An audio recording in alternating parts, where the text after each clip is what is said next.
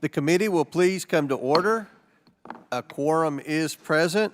Without objection, the chair is authorized to declare a recess at any time. Pursuant to Committee Rule 5B and House Rule 11, Clause 2, the chair may postpone further proceedings today on the question of approving any measure or matter or adopting an amendment on which a recorded vote or the yeas and nays are ordered. The chair recognizes himself to make an opening statement.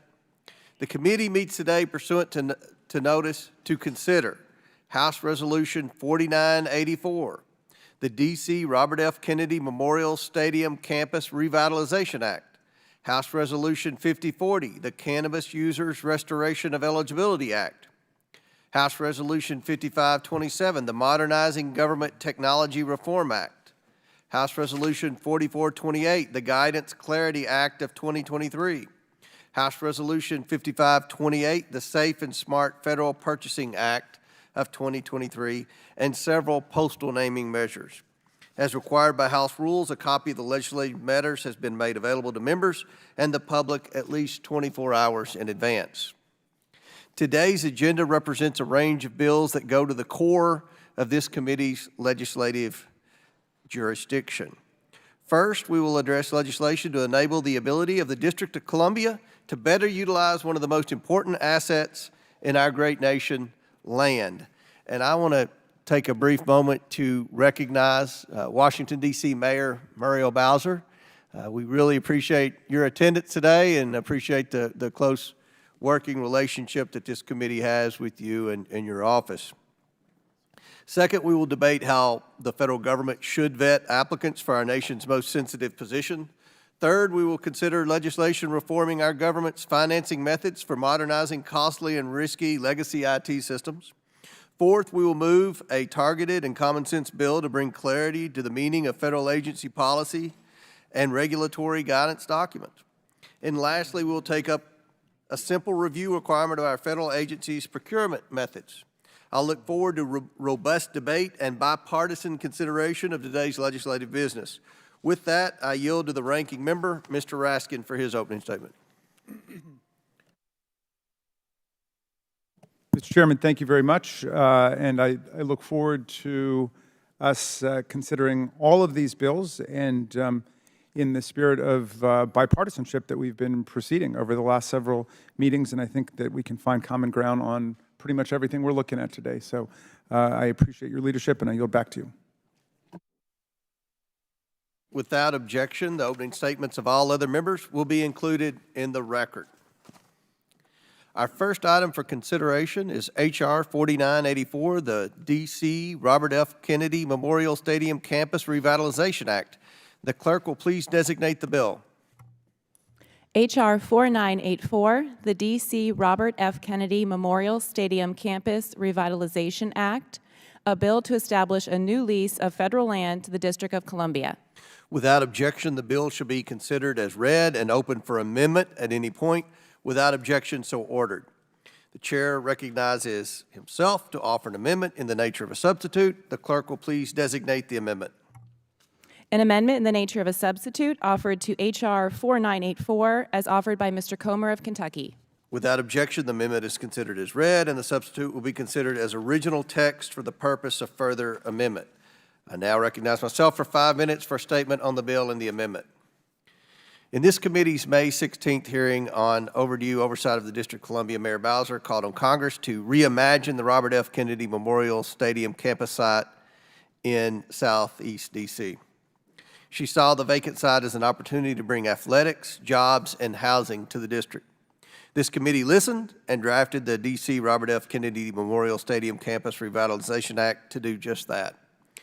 H.R. 4984 will repurpose approximately 174 acres of unused federal land in D.C. The site is currently under a lease that requires the land to be used for stadium purposes, recreational purposes, or other public purposes, but does not permit commercial or residential development. Our bill would change that. First, the bill immediately transfers the site from the Department of Interior to the General Services Administration, which has a track record of managing commercial development projects. It then requires GSA to enter into a 99-year lease with the district. The 99 years will provide stability for long-term commercial and residential development projects and lend stability to the district. Under the lease, DC can use the land for stadium purposes, commercial and residential development, recreational facilities, or open space, or additional public purposes. This site currently sits empty. I think that's important to understand. But this bill enables the district to fill these empty lots with stores, restaurants, office buildings, and apartment complexes. This bill also has requirements for commercial and residential development. Development must not adversely impact wetlands under the National Park Service, which are downstream of the river. Also, 30% of the land must be used for parks or open space. Development must also include necessary parking, provide adequate safety and security measures, and reduce the impact of noise and traffic on surrounding areas. By considering this bill, the Oversight Committee is fulfilling its duty to oversee the nation's capital. H.R. 4984 will revitalize the RFK Stadium site, create new jobs, and add millions of dollars in tax revenue for the district. The members of this committee do not see eye to eye on every issue, but we have come together for the good of our capital city. I want to thank my committee colleague, Congresswoman Eleanor Holmes Norton, for co-sponsoring this bipartisan legislation. I'm thankful that we were able to work together on this important legislation. I would also like to thank the various DC stakeholders, especially Mayor Muriel Bowser, who assisted in making this bill a reality. I call upon my colleagues on both sides of the aisle to continue to support this bill. I now recognize, I guess, Chairwoman Norton, or who's going to give the? Okay, I now yield to the Ranking Member Raskin for 5 minutes. Well, and I'm happy to yield to Congresswoman Norton on this matter. I thank the gentleman for yielding to me, and I thank Chairman Comer for his leadership on introducing the D.C. Robert F. Kennedy Memorial Stadium Campus Revitalization Act, and for working closely with me on this bill. This bill would allow the District of Columbia to revitalize the Robert F. Kennedy Memorial Stadium campus, which is 174 acres of underutilized federal land in the District of Columbia.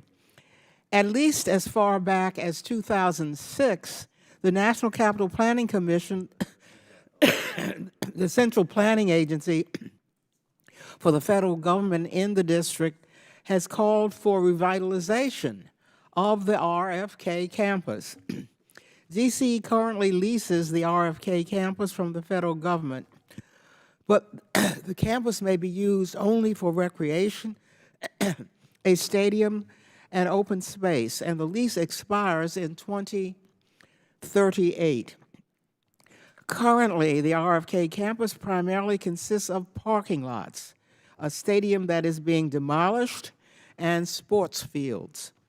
This bill would direct the federal government to lease the RFK campus to the district for up to 99 years and permit the campus to be used for commercial and residential development, recreation, a stadium, and open space. This committee has a long history of working in a bipartisan manner to develop unused and underutilized federal land in the District of Columbia. For example, I partnered with then Oversight Chair Tom Davis on a bill that transferred, among other things, Reservation 13, which is next to the RFK Stadium, from the federal government to the district. The 67-acre Reservation 13 is now being turned into mixed-use development. I also worked with then Oversight Committee Chair Darrell Issa on a bill that enabled The Wharf, a 3.5 million square foot development on the southwest waterfront. I urge my colleagues to support this bill. Thank you. Gentlelady yields back. Does any other member wish to be heard on the bill? May I be heard? Representative Goldman. Thank you for yielding, Mr. Chairman, and I thank the chairman and my distinguished colleague from D.C. for working on this bipartisan legislation. I grew up in Washington, D.C., going to RFK Stadium, watching the Washington football team. It's a place of incredible memories for me, a place where the rocking and rolling of the stadium really brought Washington together, united the city like nothing else really did. Republicans, Democrats, whites, blacks, everyone came to East Capitol Street on Sundays to celebrate the football team. I am excited at the prospect of bringing the Washington football team back to D.C., and that is where the team belongs. But I'm even more excited about the possibility of expanding the use of this area for not only a potential stadium, but also for much-needed residential development, including affordable housing. This is a city that is growing, it is expanding, it is improving. We have to make sure that every resident in the city gets access to those opportunities. So I am both excited at the possibility that the Washington football team will return to Washington, where it belongs, and that we can use this space to revitalize an area that is in sore need of it. So I thank the chairman for the time and appreciate his leadership on this bill, which I think will be a real tremendous addition to the city and for those of us who care a lot about the Washington football team. Gentleman yields back. Does any other member wish to be heard on the bill? Any member wish to be? What's that? You can be recognized for the amendment now. Right? You could just say we have an amendment at the desk. Yeah. We have. Do you want to recognize the amendment now? All right. Will the clerk please report the Perry amendment? An amendment to the amendment in the nature of a substitute to H.R. 4984 as offered by Mr. Perry of Pennsylvania. The clerk will distribute the amendment to all members. Does everyone have a copy of the amendment? We did it electronically. Okay. All right. So we've done it electronically. An amendment to the amendment in the nature of a substitute to H.R. 4984 offered by Mr. Perry of Pennsylvania. Without objection, the amendment is considered as read. I reserve a point of order. The gentleman from Pennsylvania, Mr. Perry, is recognized for 5 minutes to explain the amendment. Thank you, Mr. Chairman, and welcome, Mayor. Let me be abundantly clear. I'm not opposed to the development of the site. I think it's great that the mayor's got a vision here, with a delegate and a member of Congress from the district to make the nation's capital city better. I think that's what we should be doing as public servants and public officials. What I am opposed to is the use of public funds to pay for the relocation of or the development of the site for a multi-million-dollar sports franchise, a multi-billion-dollar sports franchise, by the way, that receives very unique tax incentives that only exist for them and few others. Just in the past year or two, we've seen several examples of governments spending vast sums of taxpayer dollars, whether through municipal bonds or direct financing on similar projects. In March of 2022, New York State and local taxpayers were put on the hook for hundreds of millions of dollars for a new Buffalo Bills stadium. In April of 2023, Nashville, Tennessee, decided to foot the local taxpayers with a bill of $1.26 billion for a new stadium for the Tennessee Titans. I don't have any problem with the Bills or the Titans, for the record. I'm a Pennsylvania, so I'm a different fan for different teams, but that's irrelevant. What's important is these are franchises that don't even have the potential for a bidding war that may occur between D.C., Virginia, and Maryland, ultimately won but not both of the following things is true about these projects. Either they will result in a profit for their developers, thus rendering subsidies unnecessary, or they are unprofitable and our constituents should not be left holding the bag. Local and state governments should not be shaken down by corporate interest in the all-too-common crony grifting scheme. Now, while media reports may vary, estimates I've seen place the value of the Commanders in particular franchise at anywhere from $4 billion to over $6 billion.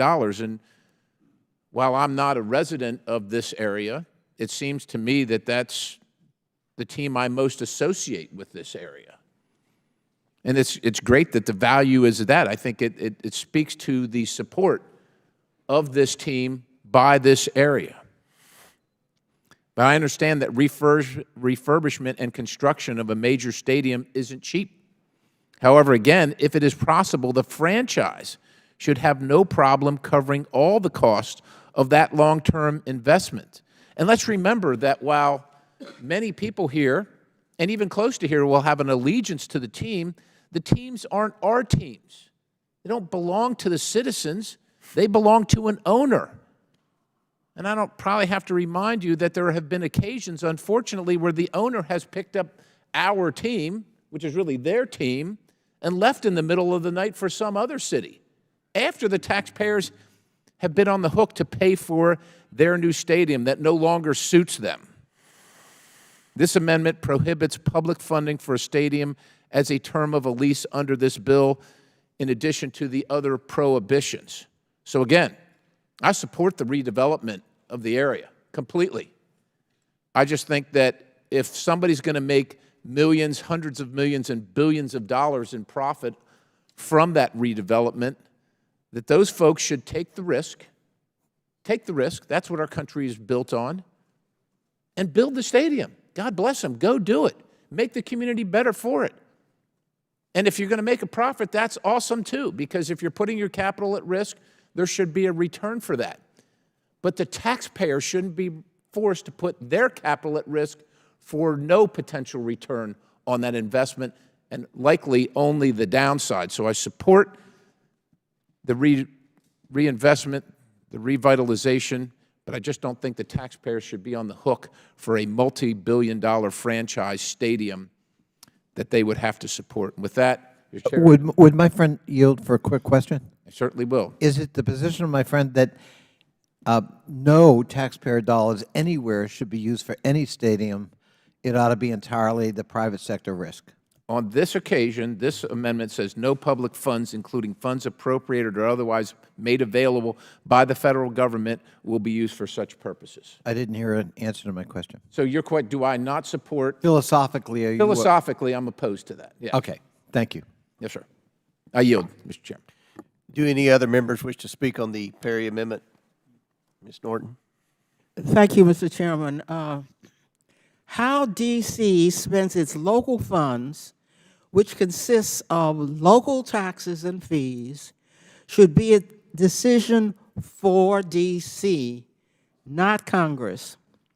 D.C.'s locally elected officials should be able to decide for themselves how they spend local D.C. funds. If they want to spend local D.C. funds on a stadium, they should have the authority to do so. If they do not want to spend local funds on a stadium, they should have the authority not to. D.C.'s locally elected officials are accountable to D.C. residents. If D.C. residents do not like the decisions of their locally elected officials, they can vote them out of office. I urge my colleagues to oppose this amendment. Gentlelady yields back. Well, Any other- would my friend yield to me? Go ahead. Thank you. Yes.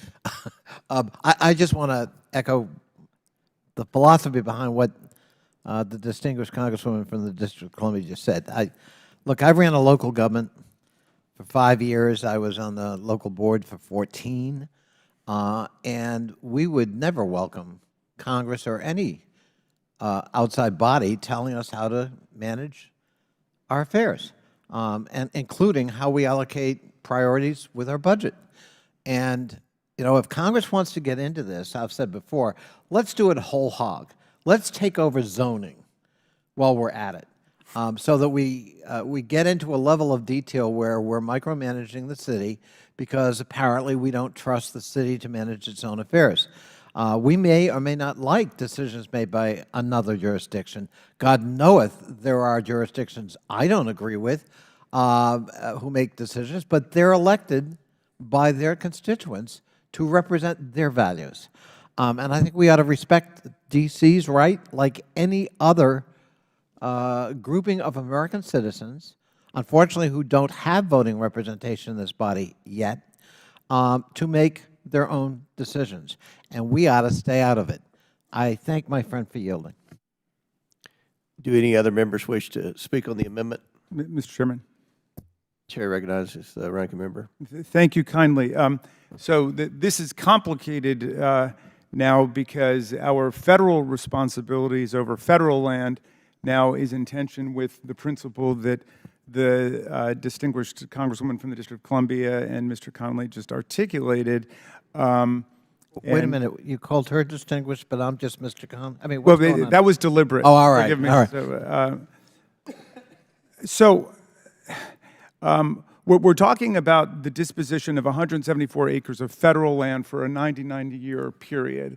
And we're describing it as a lease, Mr. Chairman. Can I just, if you would yield for a second, if I could ask you, is there consideration in the bill for, in other words, is the federal government getting paid for this? What is the terms of the lease? It's at no cost. No cost, at no cost. Okay, so I'm glad to see the mayor here. You know, I don't think I yield to nobody in this committee in terms of my championship of statehood for the people of Washington and their rights of self-government, and I think they should follow the 37 states that we've admitted since the original 13. So, but I'm drawn, though, to the logic of the gentleman from Pennsylvania's amendment because, as I understand his response to Mr. Connolly, what he's saying is, if we're going to dispose of federal land to a state, a city, a county, here 174 acres for a 99-year period on very favorable terms, which is right, then we should not additionally say there can be government financing that goes along with a stadium if that's the purpose of it, if I understand you right. Now, I've heard from a lot of people in D.C. about this, on how to dispose of the property, and some have said, you know, give it for the purposes of a football team, a stadium. Others have said, give it to D.C., but not for a stadium, for affordable housing. Others have said, give it to D.C. for whatever purposes D.C. wants, but don't throw in public financing as well. And I suppose I see the logic of it. I mean, to me, it doesn't seem like a pure home rule question because it's a question about conditions on federal land that we control. Would my friend yield? Yes. So are we talking about federal financing of this project or D.C. financing of this project? The gentleman can explain his amendment. I thought it was federal, or is it any kind of public financing? I believe... I just don't have it in front of me. I haven't seen it. Yeah. If the gentleman... Exactly. Yield. Recognize Mr. Perry. Yeah.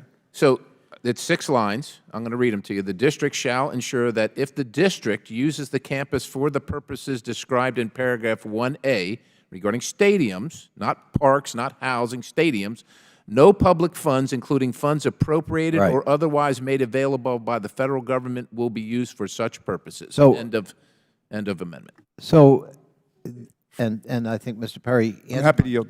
Thank you, my friend. So we're talking about prohibiting D.C. from using its own resources. That's a different matter. Now, yeah, it may be federal land. If we don't want to give it to them or let them have it, or if we want to use it for some other purpose, we can do that. It's a very different issue to get into the business of telling the District of Columbia how it may spend its funds. And that's the problem I have with this amendment. And I would urge my friend to think about that distinction. Again, if there were an amendment to say, no, we're not going to let District of Columbia have RFK Stadium property, we're taking it back, that would be a different matter. This is about how they finance their intention to use that property should the federal government grant it. And I don't believe we want to go down the road of dictating to D.C. how it budgets or how it finances projects.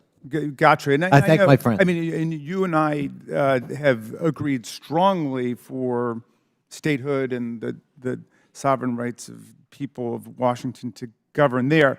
The reason that I am viewing this a little bit differently is because, at least as I've heard from people both locally and some nationally, there is a movement against any level of government paying for stadiums for multi-billion-dollar franchises. And I believe that's what the gentleman from Pennsylvania is talking about. And so, If my friend would yield one more time. yes, by all means. I don't like using taxpayer dollars for athletic stadiums. That's my philosophical position, and I think it's Mr. Perry's and maybe yours. That's different, though, than prescribing what the District of Columbia can do. That's now me imposing a philosophical value or viewpoint. They have a different one, and that's up to them, from my point of view. I got you. Oh, okay. I'll yield back. Yeah, time's expired. I'll recognize myself, and I think Mr. Kassar and maybe others want to be recognized. I must unfortunately oppose this amendment by my very good friend from Pennsylvania. Under H.R. 4984, the district is responsible for financing any development on the RFK campus, whether that is a stadium, commercial development, or residential development. It's the intention of this bill to give the necessary flexibility to the mayor's office to work out what is the best blend of development on the Memorial Stadium campus site. Remember, this is a very vacant property right now. If D.C. decides that a new stadium would lead to job creation and economic benefits, then it makes sense for the mayor's office to have the flexibility to create a funding package to make that possible. This amendment could limit the district's ability to finance part of the construction of a stadium or supporting infrastructure, or both. If my colleague, Mr. Perry, has a general concern about public financing of sports complexes and stadiums, which I don't disagree with, I would suggest that we explore a general policy fix to the issue that does not laser in on placing a unique prohibition on the district. This would apply to Washington, but it wouldn't apply to other cities. You mentioned Nashville. My family has had PSLs to the Titans since they moved from Houston to Nashville, right? And you know, as you mentioned in your statement, they just passed legislation to tear down the old stadium and build another one.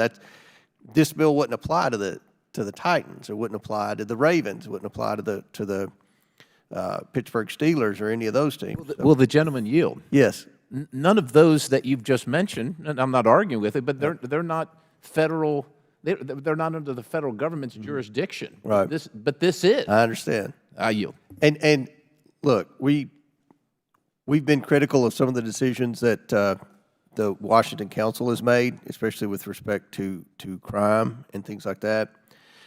You know, I believe that we've got to do what we can to work with the city to create jobs and to you know, take a vacant property and redevelop it. That's you know, what we want. I agree with your concern about public financing. I agree with what Mr. Connolly said about public financing. But I believe that this amendment would hinder D.C. at a time when we need to do everything we can to work with D.C. to create new economic opportunities for the city. So with respect to a general policy fix that wouldn't just place a unique prohibition on D.C., I'm aware of legislation from last Congress that addressed the tax exemption of interest on professional stadium bonds. That is, public bonds used to finance or refinance capital expenditures for a stadium or arena. That was introduced in the Ways and Means Committee. So for these reasons, I respectfully oppose the amendment offered by my good friend, Mr. Perry. And now we'll recognize any other members who wish to speak on the bill. I think Mr. Kassar was first. Mr. Chairman, I don't want to take too much more time because I think a lot of this has been laid out here, but from my own experience working very hard to bring Major League Soccer and get a stadium constructed in my own city, there is important work necessary to be able to attract and keep a sports franchise. At the same time, in our case, if you bargain hard enough, we got it to the place where the city didn't have to put a single penny in. And I think we need to get to a place where cities don't feel that they have to expend dollars to attract teams. And so I do think that this is a complicated policy issue, but I don't think it's as simple as the DC sovereignty issue in and of itself. I do think we should consider how it is that DC can negotiate and do what it has to do that's best for this property. But I'm going to be looking at the amendment with the eye towards how do we make sure that cities aren't pit against one another and communities aren't pit against one another in a bidding war of having to put in more and more public funds. And I think that is a broader and important policy conversation. I appreciate the gentleman from Pennsylvania bringing it to our attention and talking about it. I see it as more complex than that. We were able to get to a place where the team actually paid a lease payment to the city for having its stadium.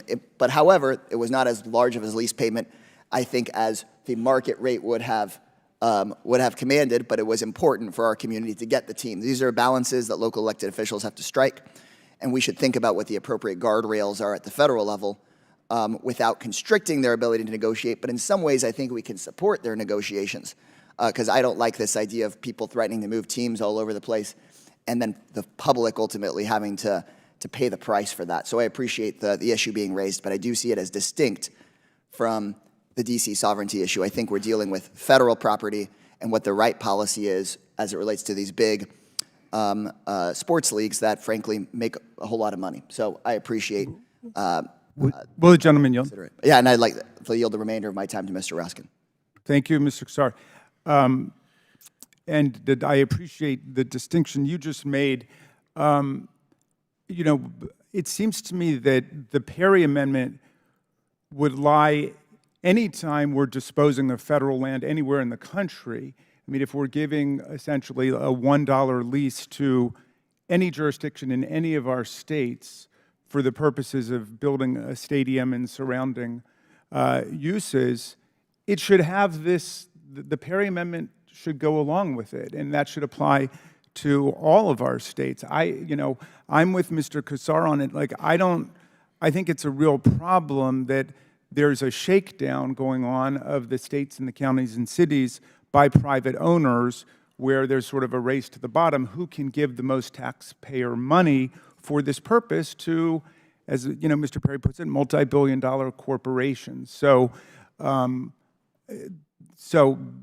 I guess my feeling is I am opposed to that money going from anybody's state, including my state, Maryland, to this team or any other team for these purposes. And so I would say that that should be a matter of federal policy across the board that we support, and we should pass statehood for Washington, so the people of Washington get to govern themselves. Thank you, Mr. Kassar. I yield back to you. Mr. Kassar, would you yield? Yes, sir. I thank my friend. I just say to both of you, I do see it as a matter of sovereignty for the District of Columbia. If we want to dispose of that federal property, then that's our prerogative. That's not D.C.'s prerogative. It's our land.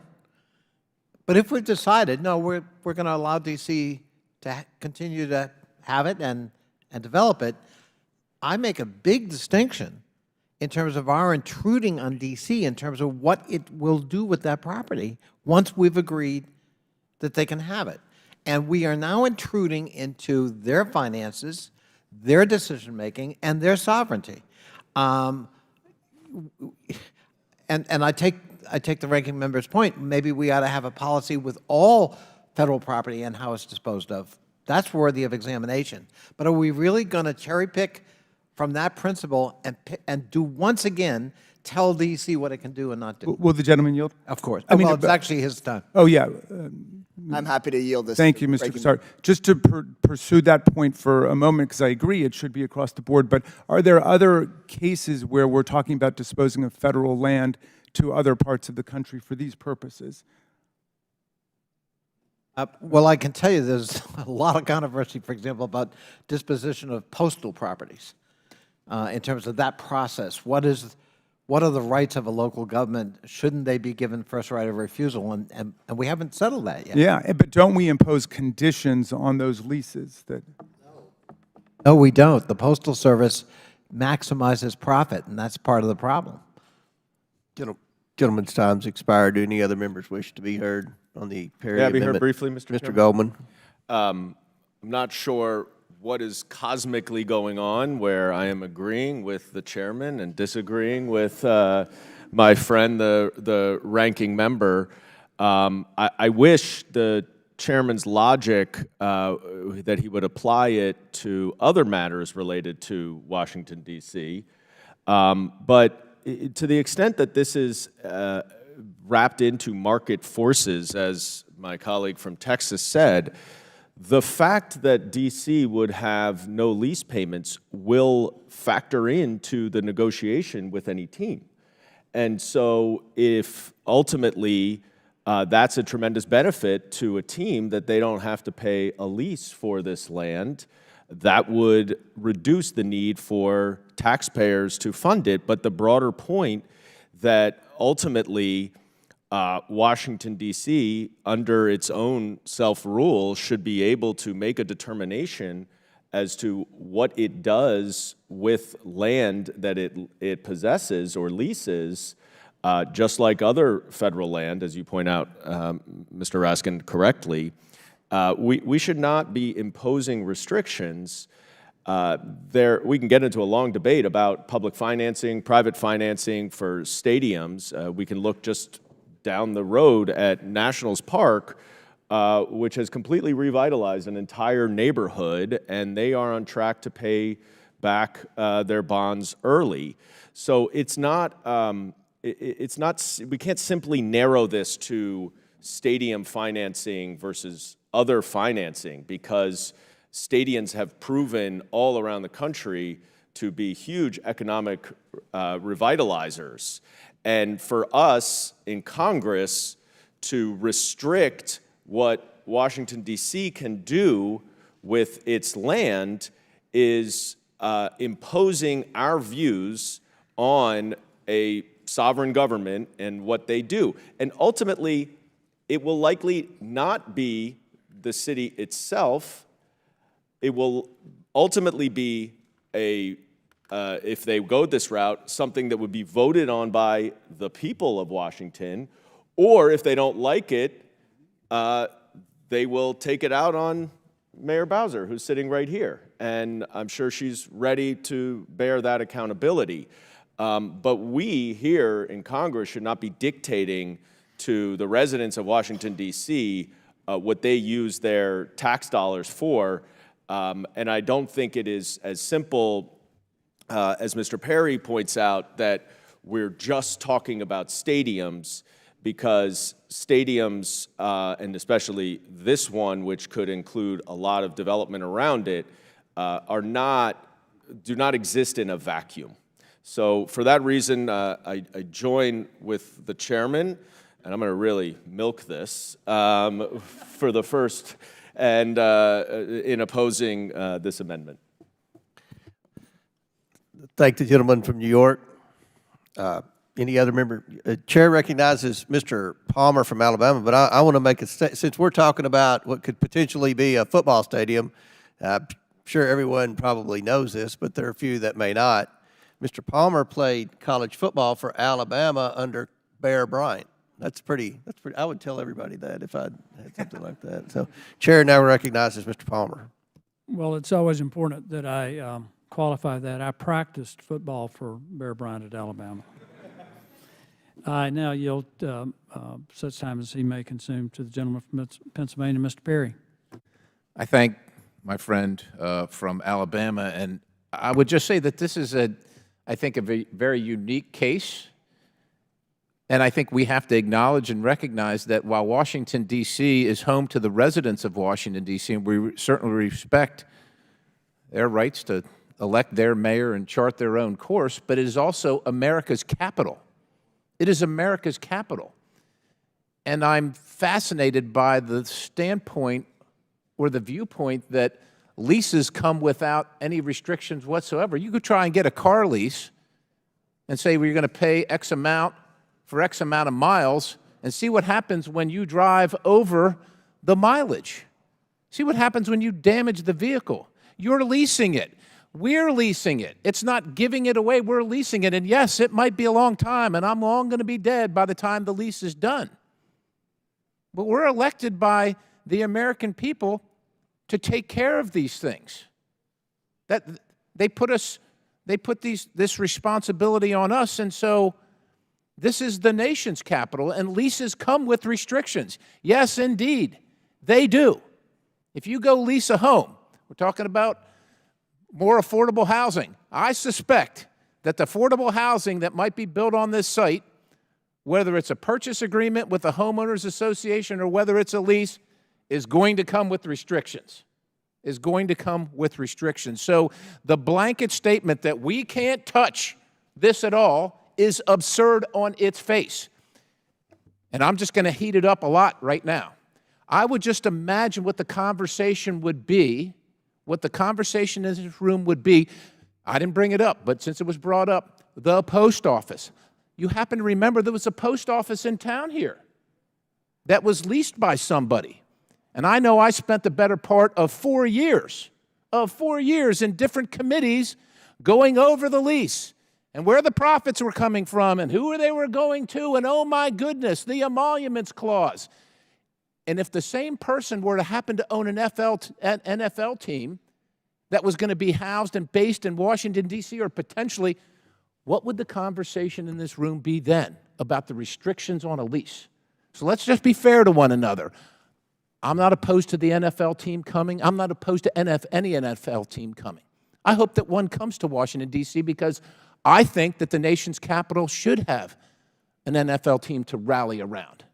But here again, I just don't think the taxpayer should be on the hook for people that can afford to pay for it.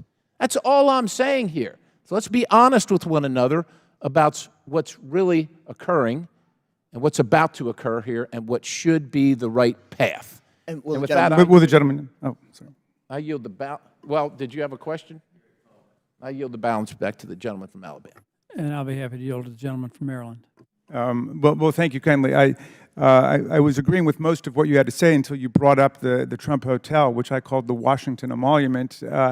But you're right that was a lease where there was valuable consideration paid for it. The conflict in that case was about a provision in the lease which said that no public official could benefit from it. But I guess we need not rewind history there. But your general point is correct, which is that a lease is a lease, and so we've got to vindicate the federal interest. And I just happen to think that, if this is the place where we're able to voice our support for those nationally and locally in the District of Columbia who are saying public dollars of any kind should not go to private sports teams and their stadiums, then this is if this is the first time we're giving land for the purposes of a stadium, then, or the second time after the prior lease, then I think it's a good time to state that principle. And I'm happy to yield back to Mr. Palmer. Mr. Palmer, would you yield to me?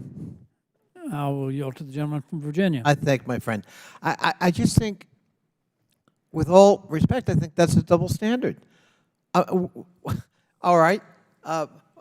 If that's your philosophy and I happen to share it, well, why would we just ban it for D.C.?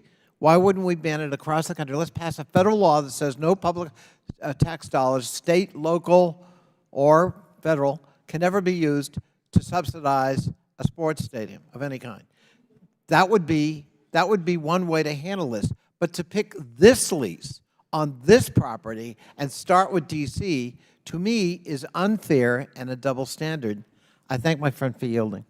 If I may, I would just say in regard to federal funds, I would agree that we shouldn't be using federal funds for for privately held venues, but state and local funds, that's out of our jurisdiction. I yield back. Does any other member wish to speak on the Perry amendment? All right, the question is on the amendment offered by the gentleman from Pennsylvania, Mr. Perry. All those in favor of the amendment signify by saying aye. Aye. All those opposed signify by saying no. No. In the opinion of the chair, the noes have it. And the Mr. Chairman, I request a recorded vote. A recorded vote is ordered as previously announced. Further proceedings on the question will be postponed. Okay. Our next item for consideration is H.R. 5040, the Cannabis Users Restoration of Eligibility Act. The clerk will please designate the bill. H.R. 5040, the Cannabis Users Restoration of Eligibility Act, a bill to limit the consideration or marijuana use when making a security clearance or employment suitability determination. Without objection, the bill shall be considered as read and open for amendment at any point. Without objection, so ordered. The chair recognizes himself to offer an amendment in the nature of substitute. The clerk will please designate the amendment. An amendment in the nature of a substitute offered to H.R. 5040 as offered by Mr. Comer of Kentucky. Without objection, the amendment is considered as read, and the substitute will be considered as original text for the purpose of the amendment. I recognize myself for 5 minutes for a statement on the bill and the amendment. I support H.R. 5040, the Cannabis Users Restoration of Eligibility Act, as amended by my amendment in the nature of substitute. Recent administrative policy changes have reflected a shift in the federal government's approach towards prior marijuana use and its impact on security clearances and federal employment. The Director of National Intelligence, for example, issued a memorandum in December 2021 stating that recreational marijuana use may not be used to determine security clearance decisions. Following this, the Office of Personnel and Management has proposed a new personnel vetting questionnaire that would distinguish between the use of marijuana and the use of other more problematic illegal drugs. Despite the federal government's stance on this issue, many young and talented applicants are discouraged from applying for national security jobs because they are confused about federal hiring policy, and I don't blame them. Federal hiring policies are confusing enough, and this is one area where we can work in a bipartisan way to clarify and codify what is largely an existing practice. I appreciate the ranking member's willingness to consider and accept several changes I'm proposing to H.R. 5040 with my amendment. These changes, which include removing all references to current marijuana use, simplifying the review and reconsideration process, and removing the Merit Systems Protection Board appeal, ensure H.R. 5040 more closely adheres to current administrative policies. As of June, 23 states have legalized recreational marijuana. In April, Kentucky became the 38th state to legalize medical marijuana. This legislation makes it clear to younger applicants what the rules of engagement are when it comes to prior drug use and eligibility for federal employment. By removing this uncertainty and clarifying the process, we can hope to attract small and talented tech experts to the field of public service. I want to thank the ranking member and Representative Nancy Mace for bringing this legislation before the committee's consideration. I urge my colleagues to support this bipartisan and measured bill as amended. I now recognize the ranking member for his opening statement. Mr. Chairman, thank you very much for bringing H.R. 5040 forward. This is the bill that Congresswoman Mace and I have introduced, the Cannabis Users Restoration of Eligibility Act, or the CURE Act. And I'm always thrilled to work with Ms. Mace, who has such a zealous devotion to her constituents and to the public interest. And I'm thrilled to be able to speak for this bill, and I appreciate the constructive and bipartisan spirit in which the chairman and committee have approached it.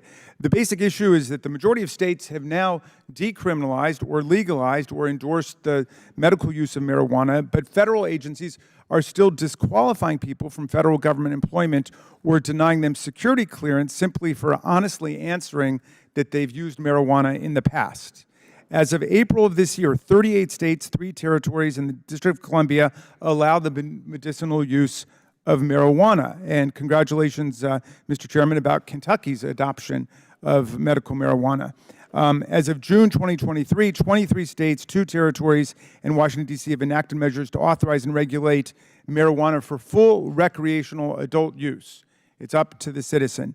Now, despite the rapid expansion of all of these laws across the country, thousands of our constituents every year are being denied federal security clearance or losing the chance of obtaining federal employment solely because they admit honestly to having used marijuana in the past, even if and when it was completely lawful for them to do that. There's been tremendous progress over the last 2 or 3 years in this realm, and so people have used it lawfully, and then if they report that they've used it lawfully on a security clearance form, they could be denied security clearance, and they can be rejected for federal employment. A constituent of mine was 1 week away from his official start date with a job at the Centers for Medicare and Medicaid Services that he was exceptionally well qualified for. Days before starting, he received notice that he'd failed to successfully complete the agency's security background check. He was dumbfounded and shocked because he had actually already been employed by the federal government for nearly 8 years. After lengthy discussions with CMS, he learned that he had failed the background check simply because he checked yes to having used marijuana over the last 7 years. He voluntarily admitted his medical usage between 2019 and 2022 because he legally obtained a medical marijuana license as prescribed by his physician under Maryland state law. He was surprised to learn that he had no right to appeal the decision and that CMS officials refused to speak with him any further about the matter. He had not used the medical marijuana card in over a year prior to applying for the position, and he was no longer using marijuana. He also answered on the background check application that he would not use marijuana in the future, but the agency unilaterally determined that his, quote, criminal conduct, even though what he did was fully lawful, was not rehabilitated, and that would be the end of the matter. My constituent, who has dedicated his impressive career to public health and wanted to serve the American people in this new capacity, had the decency to be truthful and honest on his background check about having used marijuana in the past. And it was perfectly lawful at the time, as I said, yet he was punished for his honesty and law-abiding behavior. The CURE Act will ensure that qualified people seeking to serve our country are not stopped from doing so simply because they admit to having once used marijuana, which more than 50% of the American people have admitted to having done in various public opinion surveys. It will also allow for someone who's previously been denied a security clearance or a federal job opportunity simply for having used marijuana to have that denial reviewed. Mr. Chairman, I want to submit statements for the record in support of this bill, one from Normal, another from a former DE agent whose employment was terminated for using CBD oil, and a third from an attorney who works for the federal government. The chairman's manager amendment would only prohibit consideration of prior marijuana use and removes the appeal process if a person learns they were previously denied federal employment or a security clearance on the basis of marijuana use alone and is again denied employment or a clearance. I'm happy to support the chairman's narrowing amendment. I thank the chairman for working with me on language that can receive strong and I hope unanimous bipartisan support in the committee. Our constituents should never be denied the opportunity to serve our country simply because they've once used marijuana, as at least half of Americans report they've done. With these changes, I hope all colleagues can agree to move this legislation forward to ensure that our constituents do not have their careers and lives derailed for honestly stating their past conduct. Thank you, and I yield back. Gentleman yields back. Chair now recognizes the co-sponsor of the bill, Chairwoman Nancy Mace, for 5 minutes. Thank you, Mr. Chairman, and I would like to thank Ranking Member Raskin for working on this piece of legislation. It is crucial and critical. The bill prevents prior cannabis use from becoming grounds for failing to receive a security clearance or for being denied employment. It's crazy to me that if you didn't want to get addicted to painkillers like opioids prescribed by your doctor and you wanted to take a few gummies for that pain, that you would be prohibited from getting a clearance in a federal job. That is a wild that we cannot hire people where it's been legalized for these kinds of positions. And we need common sense solutions on cannabis in this country when we've had, as Ranking Member Raskin mentioned in his opening remarks, that nearly half the country has admitted use. And we don't want people to be lying on their applications for a clearance. We want them to be honest about their use. The other thing is that many applicants for security clearances who have consumed cannabis but did so legally in recreational states or in other countries should not be prohibited from getting clearances. The bill focuses on clarifying and codifying the emerging default policy that many federal agencies have already implemented, that recreational cannabis use may be relevant but not determinative of security clearance decisions. We should not penalize applicants for being truthful about their past use of cannabis, especially when they are not current users of the plant. Since 2014, the FBI and other agencies have expressed concern that the workforce so fears the supposed prohibition on prior marijuana use that it hurts their recruitment ability, especially in the cybersecurity field. And I do support, along with Ranking Member Raskin, the chairman's amendment in the nature of a substitute to remove the current use provision from the prohibition, which I feel is a reasonable compromise and an example of the bipartisan work from which this bill has emerged. Last Congress, I introduced the first Republican-led cannabis decriminalization bill, and I plan to reintroduce it in the near future. We have got to move our nation at the federal level forward on this issue. As the Republican lead of the bill, I again want to thank Ranking Member Raskin for his leadership in working together. Thank you, Mr. Chairman, and I yield back. Gentlelady yields back. Does any other member wish to speak on the bill? Mr. Garcia. Thank you, Mr. Chairman. And I also want to thank the sponsor of this bill and the authors. This is great to see this committee advance important bipartisan legislation. The CURE Act will prevent prior marijuana use, of course, from becoming grounds to block a government security clearance, and it makes sure that past marijuana use does not deny federal job opportunities to otherwise qualified applicants. When I was mayor of Long Beach, we saw this often happen and ran into numerous issues around hiring. When it came to past use of cannabis, we reformed laws at the local level to attract the best and the brightest, and that's what should be done here as well federally. Now, we know that this bill is just one of many steps taken that we need to take to really update all of our drug laws. Drug policy, particularly at the federal level, is counterproductive with so much of what was moving forward in this country. The war on drug policies continue to harm especially vulnerable communities. Current laws harm our federal government and even our national security. They keep out some of the best and brightest and most qualified applicants for key government positions. We need to hire the best people possible, especially when we have labor shortages, and deliver our services for all constituents everywhere across the country.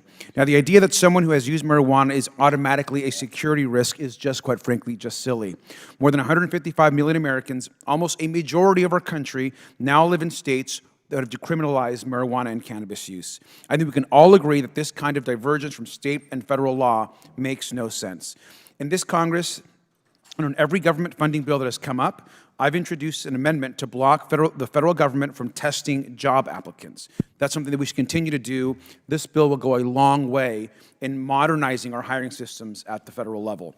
And I also want to add that while our committee oftentimes can be partisan, I think this is one area where we can all come together to support common sense and overdue reforms just like this one. I want to thank both Congresswoman Mace and Congressman Raskin, Mr. Chairman, for your work, and I encourage a yes vote on this bill. I yield back. Gentleman yields back. Does anyone else wish to speak on the bill? Chair now recognizes Mr. Sessions from Texas. Mr. Chairman, thank you very much. I understand what supporters of this legislation are trying to do, and I have serious concerns. The underlying legislation seems to be a reaction to societal shifts regarding the acceptance of marijuana use, increased usage, and corresponding shrinkage of potential applicants for federal jobs. But this is not, as they have touted, it's not about a federal job. What it's about is the high standard of national security that we're arbitrarily attempting to waive. It's also an attempt to grant some form of leniency to those who have used marijuana on a limited basis, or perhaps even as a user. I want to be clear, this should not be a debate about the legalization of marijuana. Today is about a national standard that we would establish for those who want to claim this security clearance. It is whether marijuana use creates risks that should be considered when adjudicating security clearances or making these decisions on terms of national security. And this is what I believe it should be. And this is in line with relevant guidelines from the Director of National Intelligence. This guideline says that past marijuana use cannot be the sole determining factor when making it an adjudication, but it can be considered a factor. It also makes clear that this drug, marijuana, is harmful and could raise national security concerns. While I appreciate the important changes incorporation in this language, as it reads, it would prevent any consideration of past marijuana use, making it suitable for federal government employee and for security clearances. So agencies would just have to pretend that marijuana is entirely without a concern, including addiction.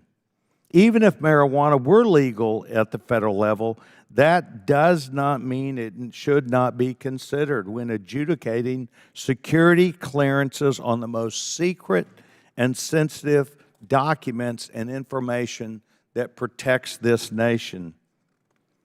Carrying significant debt is not illegal, for example, but it still is a cause for denial. Let me state this clearly. My concern is that we are moving for the sake of expediency without proper consideration of whether there are national security risks in doing so. We're even saying it's about federal employment. It's not. Are we setting policy without properly studying the ramifications? In this regard, this debate is quite similar to the telework debate, where we held a hearing and my colleagues engaged, and across the board, engaged the Biden administration about long-term sweeping civil service policy allowing for telework without assessing the potential impact on an agency's mission. Marijuana is a Schedule I substance. This is true regardless of the fact that the Biden administration is asking the DEA to move it to a Schedule III substance. At one point, marijuana usage was enough to disqualify applicants for federal clearance for federal employment. I have not seen any significant information that says that marijuana use does not create potential security risks. There are studies that link it to use directly to mental illness and psychosis. But I'm not going to put myself in the role of being a scientist and trying to determine that answer. I do, however, expect for responsible authorities in this body to provide a clear answer as to whether marijuana use creates the type of risk that should be keeping an applicant from getting a national security clearance. And I have not seen it, nor have we even had that debate, though I note that the chairman of the Intelligence Committee is present today, and I'm sure he will speak up. This is not a marijuana legalization question. It should not be. It's about national security.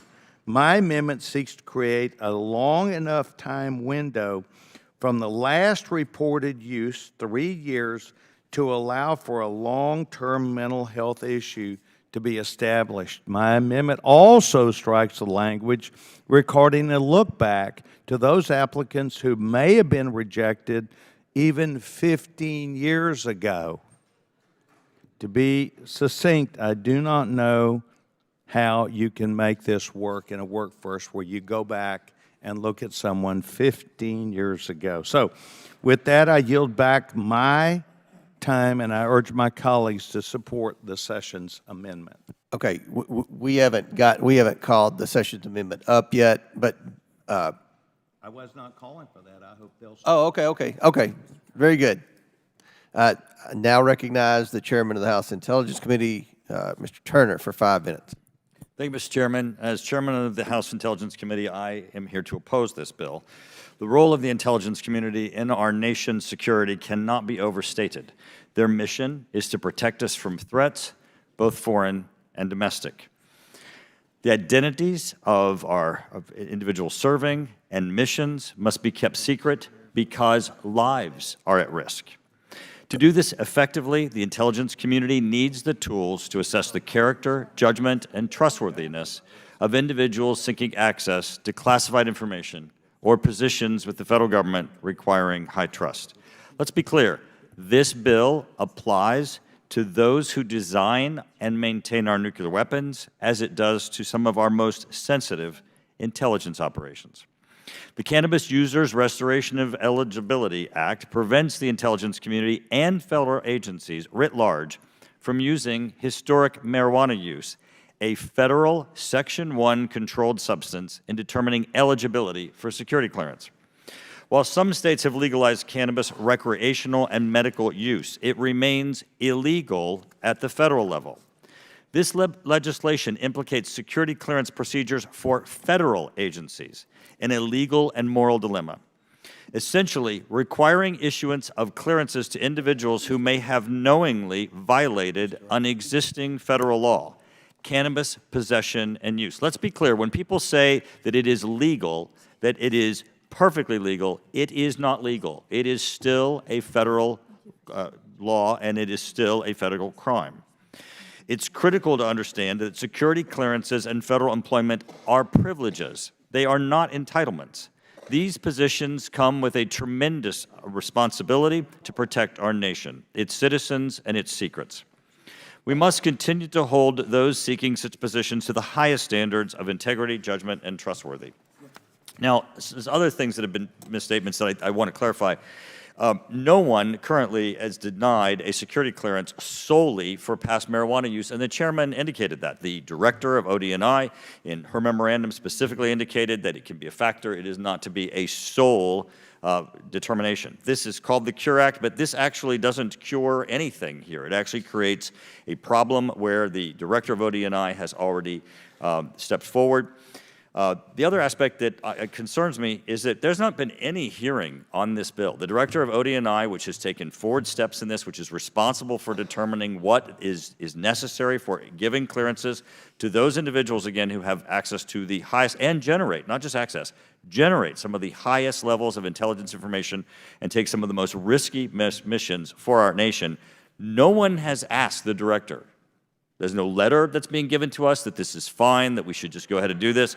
This takes away tools and responsibilities from the Director of National Intelligence without our having appropriately engaged the Director. This should be in the Director's responsibility and not here. With that, I would my friend yield for a question? This. I want to also thank the Chairman and his team for working with the House Intelligence Committee to strike the original portion of their amendment in the nature of a substitute. But as this legislation stands, I cannot support it. The message it sends and the potential precedent it sets, I urge my colleagues on both sides of the aisle to join me in opposing this bill. Would you yield for a question? Sure, Jerry. Thank you, Mr. Turner. Is it your position that anyone who has used marijuana or admits to using marijuana in his or her past should be disqualified from a security clearance? Jerry, that's not the current state of the application of clearances by the director of ODNI. Chairman Comer stated that in the beginning of his statement. Already, past marijuana use is not a sole basis for anyone being denied a clearance. I support what the director of ODNI has done. I think that we should continue to defer to the director of ODNI. This is some of our most sensitive operations, ones that not even every member of Congress has access to, and yet we're here passing a law without even having asked the director, what is it that she thinks that we should be doing? Although I go back. I thank you. I just would note the ranking member in his opening statement did cite examples of people simply honestly. Actually, okay, I'll reclaim my time. So what he actually referred to was not security clearances, it was a security background check. And I would be incredibly surprised, absent someone down there under oath and all the documents related to their application, that anyone on just security, just a security background check, would be denied solely based on marijuana, since we know, hold on, since we know that for the actual security clearance itself, it's not a basis. Well, if you'd yield for a second, if what you're saying is true. Mr. Raskin, I'll seek my full 5 minutes. Oh, okay. The gentleman's time has expired, and the chair has agreed to recognize Mr. Palmer for comment on the legislation. I think he's good. You got it. are we not going back and forth? Is it not the Democratic's turn? We had agreed because of a very constrained schedule to allow Mr. Palmer, but the chair certainly Okay. will recognize the distinguished gentleman next, Thank if you you. will allow. I thank my friend. I want to thank the gentleman from Virginia for allowing me to speak out of turn. I rise in opposition to this bill as well, and I want to build on the points made by Chairman Turner, that I think there hasn't been enough attention paid to this, because there's no distinction in regard to the levels of security clearances that someone could get. This doesn't limit it to just top secret. There's no clarification of this, and I'm very, very concerned about this. Now, somewhat tongue-in-cheek, we did have a president who admitted to marijuana use before he became president, but he said he didn't inhale. But and I'm making a point here. The marijuana that President Clinton used had a THC content of about 2%. It has gone up, the THC content has gone up over 200% since that time. That is the addictive part of marijuana. It's also the part that causes psychosis, and I think we need to take that into account. Not all marijuana use is the same. When a lot of people think of medicinal marijuana, they're thinking of CBD. They're not thinking THC.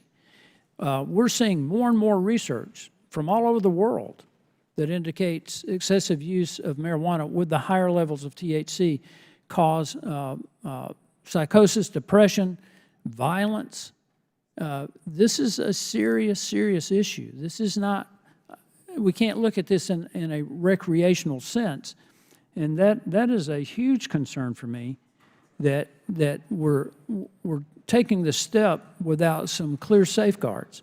Now, I agree to a certain extent that from a perspective that someone who has enough character to admit that they used marijuana at some point in their life, that should be taken into consideration. Whereas if it's someone who had been charged with a felony use that's disclosable, that's different, okay? So I just think that this is something that honestly needs to be reconsidered, that this bill should be pulled from consideration from the markup today and given us a chance to work through some of these issues. And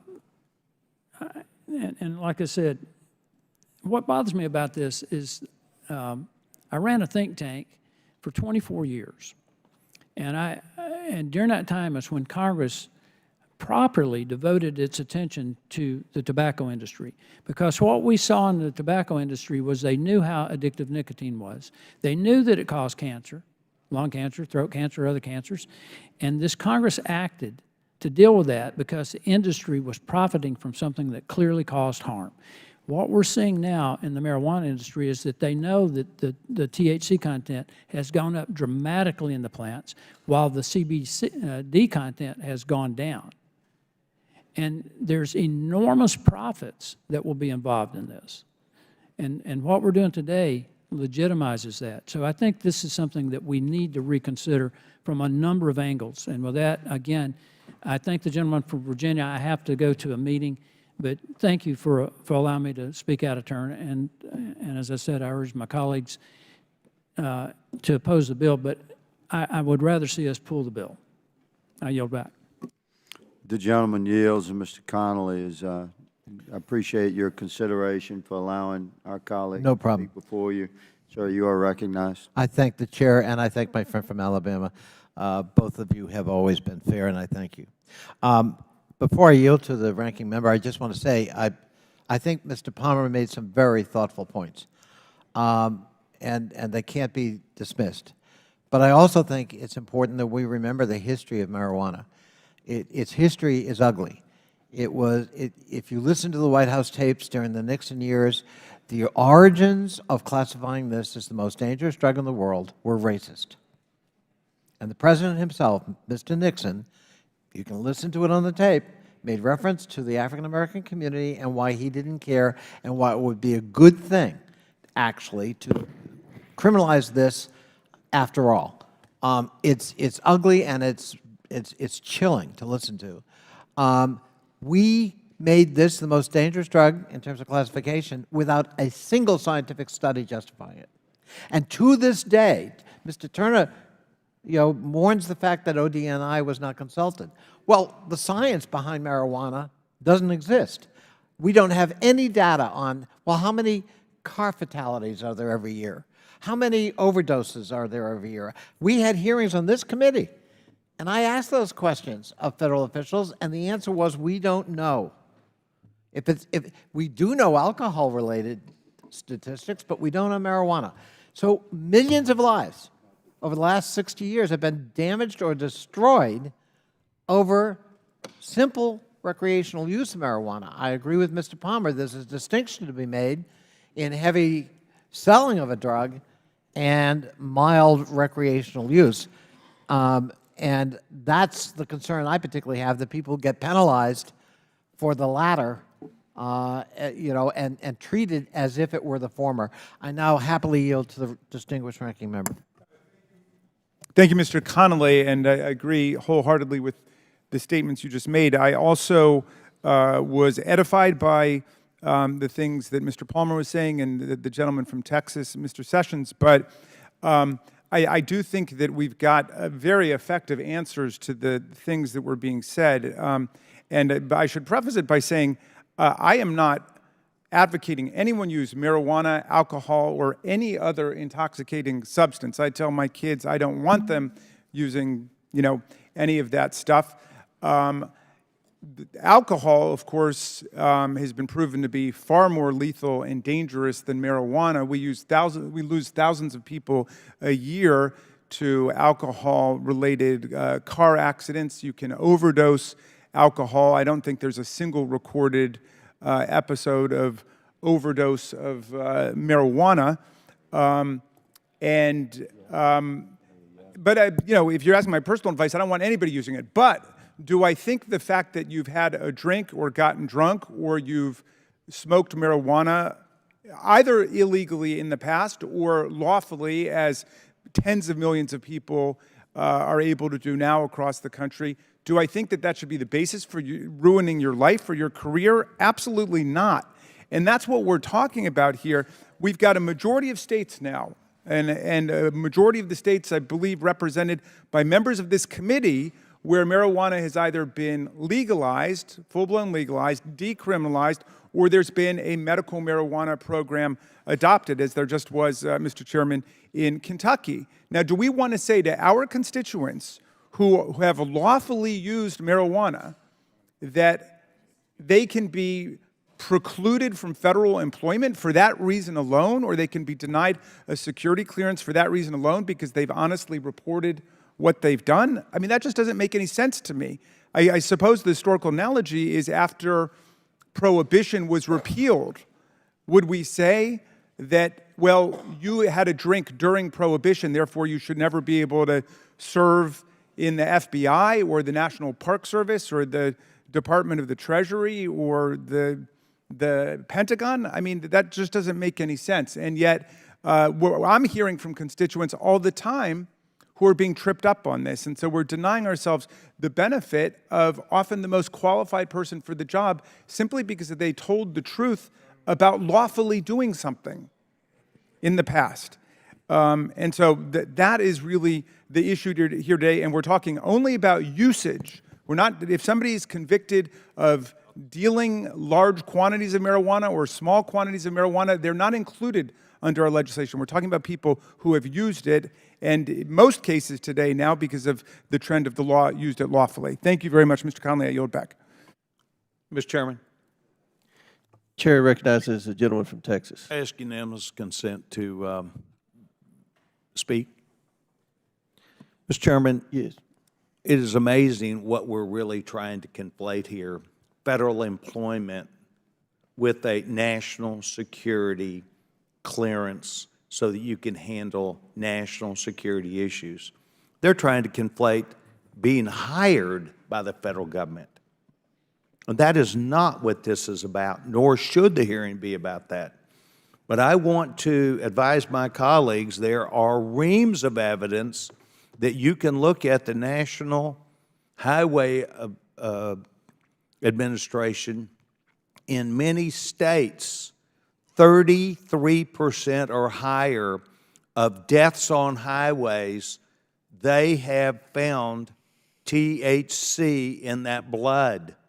To say that there is no evidence that we have to point at this, if you look at any HIDTA report, HIDTA reports track the death of Americans. They track the use of marijuana that is in a person's system. They track this and have definite information. There are reams of data. And perhaps what we need to do is have a subcommittee of this committee to actually look at the facts of the case. But to say this is about federal employment and someone would be denied that is wrong. To say that someone would use medical marijuana without a question being raised about it, why are you using medical marijuana? How did you go to a doctor, and what were those symptoms that you say you've got that would allow you to break the federal law? Will the gentleman These yield? are, I will in a second. Yep. These are all significant amounts of questions to ask about even medical marijuana use. I would engage the gentleman and would offer him, I've got 2 minutes and 45 seconds left, so how about if I give him a minute? Thank you kindly. I won't need that much. When I was in the Maryland State Senate, we adopted a medical marijuana program. We considered all of the evidence, but one very powerful piece of evidence came from a colleague who was suffering from multiple sclerosis. And she said the only thing that gave her any kind of relief was medical marijuana, was medical cannabis. And I sat there in our Senate Judiciary Committee to hear dozens of witnesses talk about the alleviating effects of medicinal cannabis for people going through chemotherapy, people suffering leukemia, a whole host of different diseases. So I wouldn't doubt that. If the premise of your opposition is that medical marijuana is somehow some kind of counterfeit project, I mean, that's not going to convince a lot of people, because I know that there are hundreds of thousands. So reclaiming my time after giving the gentleman the time, you are bringing up things that have nothing to do with the national security clearance. You are bringing up nothing about federal employment. You are trying to make this about the legalization and the viewpoint of marijuana. And I am trying to make this, and I think the young chairman of the Intelligence Committee said, whoa, hold on. This is about waiving unilaterally the law and the background check and even being able to ask a question. So I want to go to that. If a person lies about their background or use, they should be, just like others who make application for federal license for guns. If you lie on that application or security background check, you should be prosecuted. You should have to serve up to whatever that penalty is. So let's not say that somebody was brave enough not to lie. We have to get to the point in this country where we take things on for what they are. Legal or illegal, marijuana is a dangerous substance. And there are reams of data, including deaths of people on the highway, criminals that commit crime, and it happens all over the place. So I'll start keeping these, and we'll find out just how many things we come up with.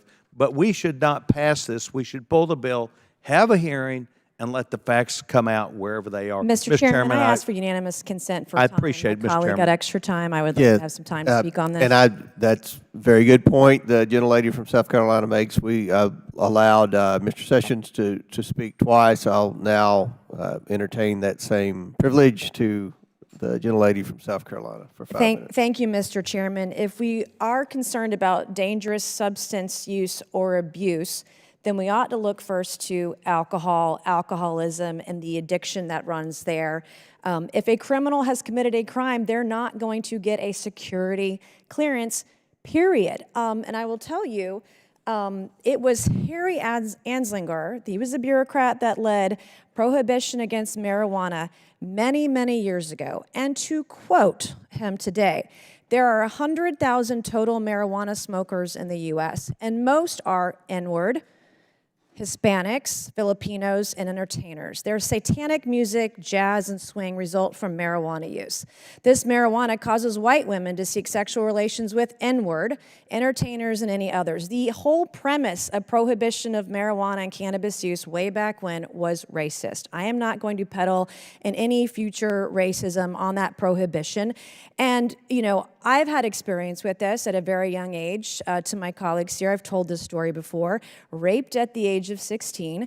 I was prescribed prescription drugs. It was an antidepressant at the time, and it made me want to kill myself. I stopped taking the prescription drugs. I had a limited use of time using cannabis, not realizing at the time that I was self-medicating, but cannabis saved my life. To date, I don't have psychosis. I've never leaked state secrets. I don't walk out of a skiff and tell everybody what I've just learned. I don't leak classified information. And anyone that was in the same position that I was should not be penalized for using something that has saved their life. And so, you know, I think it's far past time that we pass this type of legislation where someone is not going to be penalized for it. And if you take another hypothetical, if you were a college student, let's just say you have the highest grade in your class for programming, and you just got out of college. You tried cannabis one time in the state of Colorado when you were 21 years old, where it was legal. 2 years later, at the age of 23.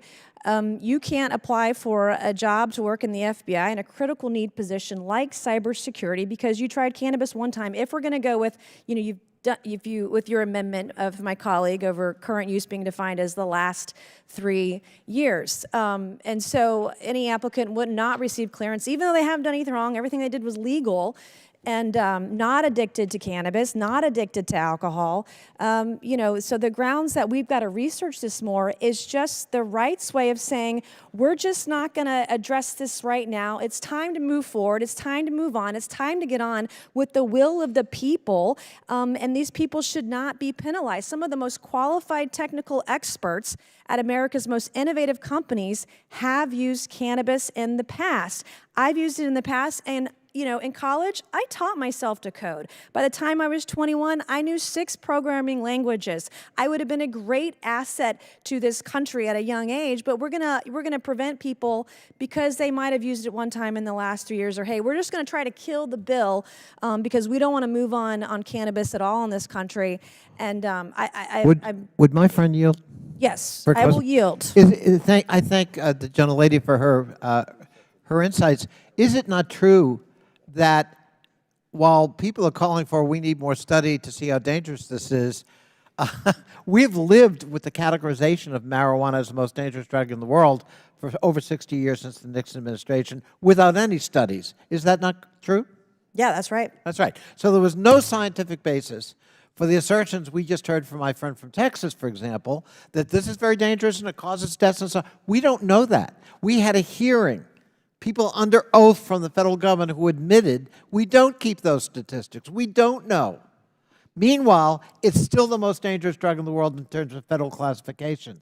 And I think that's what my friend from South Carolina is getting at. Isn't it time we revisit that issue? Isn't it time that we at least provide some relief, because it most certainly is not the most dangerous drug in the world? And in fact, if you look at gateway drugs, most studies show number one gateway is prescription drugs. Well, number two is alcohol. And if I can reclaim my time, I got 30 seconds. But in the studies there in the Journal of American Medicine, one medical marijuana dispensary in one state reduces the addiction to opioids, prescribed by your doctor, by the way. They can prescribe a heroin. Reduces it by up to 20%, reduces morbidity by opioid use by 19%. So I don't want to hear the argument this is dangerous. Start with alcohol first, and the alcoholism that is rampant in this country, rather than attacking a plant that can save lives. And we need to move forward and allow people who've used it in the past to be able to get some of these jobs and get clearances. Thank you, and I yield back. Chair now recognize Mr. Higgins from Louisiana. Thank you, Mr. Chairman. I appreciate the passion behind the introduction of this legislation. I'm going to oppose it. And let me clarify why. I'm rather surprised that some of my colleagues have not embraced this from a constitutionalist perspective. Before I get into that, I'm going to ask Mr. Raskin I'll yield time to him to answer a question. But let me just clarify that I support individual rights and freedoms within the parameters of the laws of our representative republic. I was a police officer for a long time. I'm probably the only guy up here that has had to deal with difficult situations, including fighting and arrest with American citizens that were under the influence of every controlled dangerous substance and every combination of controlled dangerous substance and alcohol that you can possibly imagine. And I never had to fight a guy that was smoking a joint. Those guys they're sitting on the couch, man, eating Oreos and watching cartoons. So if you're an American, you want to use marijuana for medicinal purposes, I don't have a problem with that. Now, I advise my children, who are adults now, don't ingest marijuana. It's too powerful now. It's not the same marijuana that was around in the 70s when I was their age. It's super powerful. That being said, we have a constitutional dilemma in this country that we have allowed to exist for a long time. And let me just say that regardless of any legislation put forth from today's website for DOJ, Schedule I controlled substances. Substances in this schedule have no currently accepted medical use in the United States, a lack of accepted safety for use under medical supervision, and a high potential for abuse. This includes marijuana. This is the federal law. We have allowed, in a representative republic, we have allowed our sovereign states to legalize a Schedule I controlled dangerous substance. And our real obligation as Congress, having allowed the sovereign states to establish precedent now for many years, it is incumbent upon the federal government to follow the lead of the sovereign states, and we should take action to change the schedule of marijuana from Schedule I to, I believe, Schedule III, which would include, say, codeine, and Schedule IV, which would include, say, Xanax and Valium, whereby marijuana could be properly controlled and documented and regulated, reflective of the reality of the 21st century, and bring the United States out of this constitutional dilemma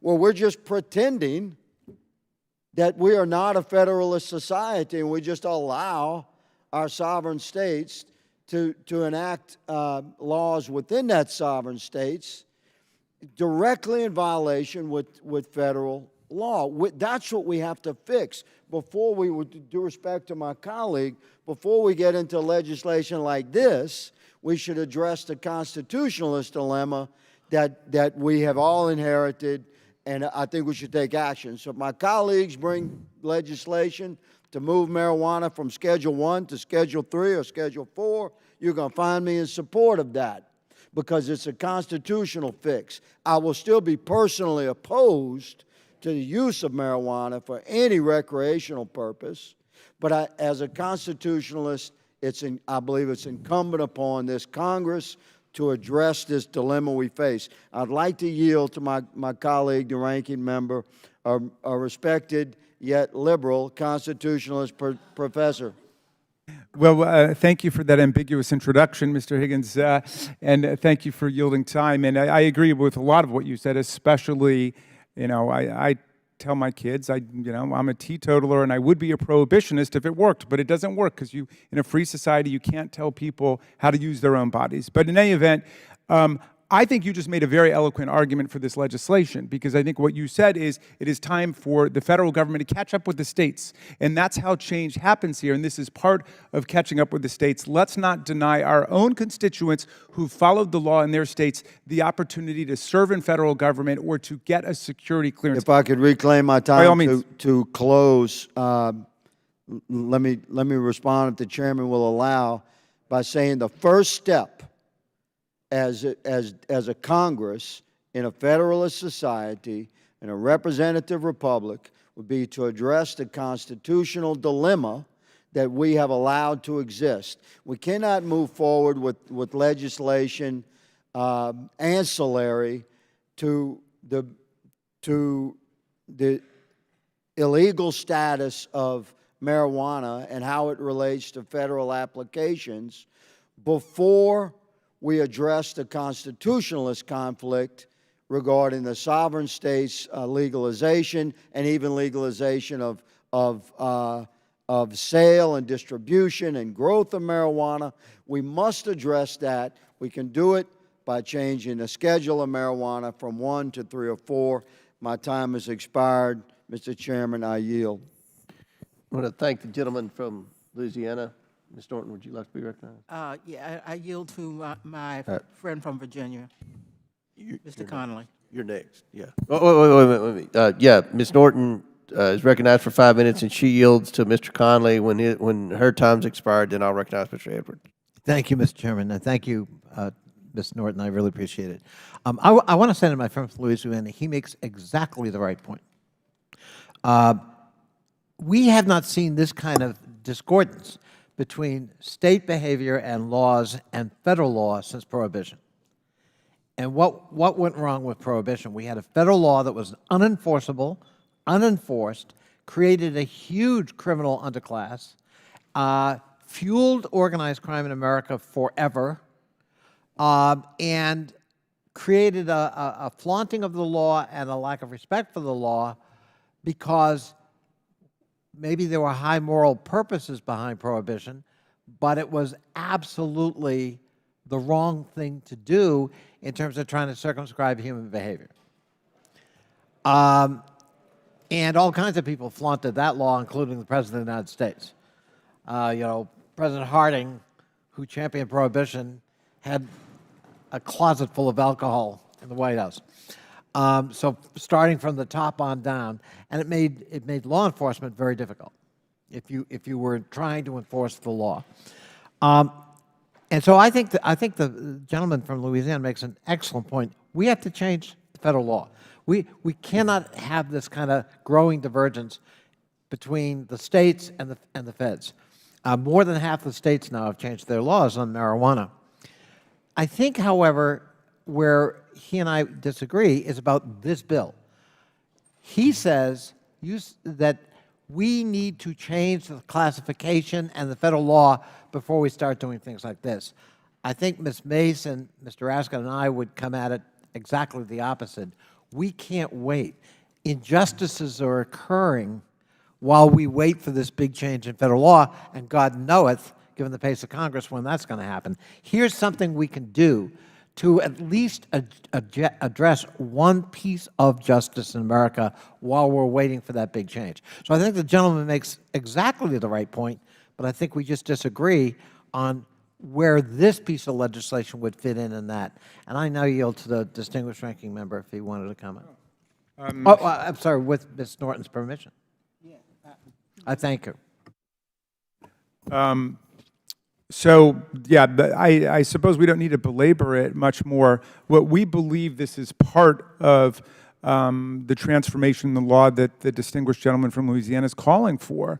And there are immediate unfairnesses taking place with our constituents who can't get hired anywhere in the federal government for admitting past marijuana use and are denied the possibility to get a security clearance. I spoke to another gentleman who was actually approved and was, again, set to start employment with a very high-ranking job in the EPA, and then they caught him up on one thing, which was his having admitted that he had used medical marijuana for a very bad back.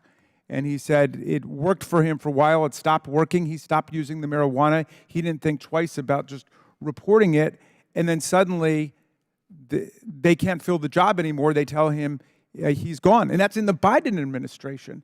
I made a bunch of calls to people in the Biden administration. They said, sorry, that was the decision made after he confessed that, he had used marijuana for medicinal purposes. So in any event, we're talking about our own people. We're talking about our own government. I want to thank the gentleman from Virginia for yielding, and the gentlelady from District of Columbia. And I yield back to you, Ms. Norton. Gentlelady yields back. Chair now recognizes Mr. Edwards for 5 minutes. Thank you, Mr. Chair.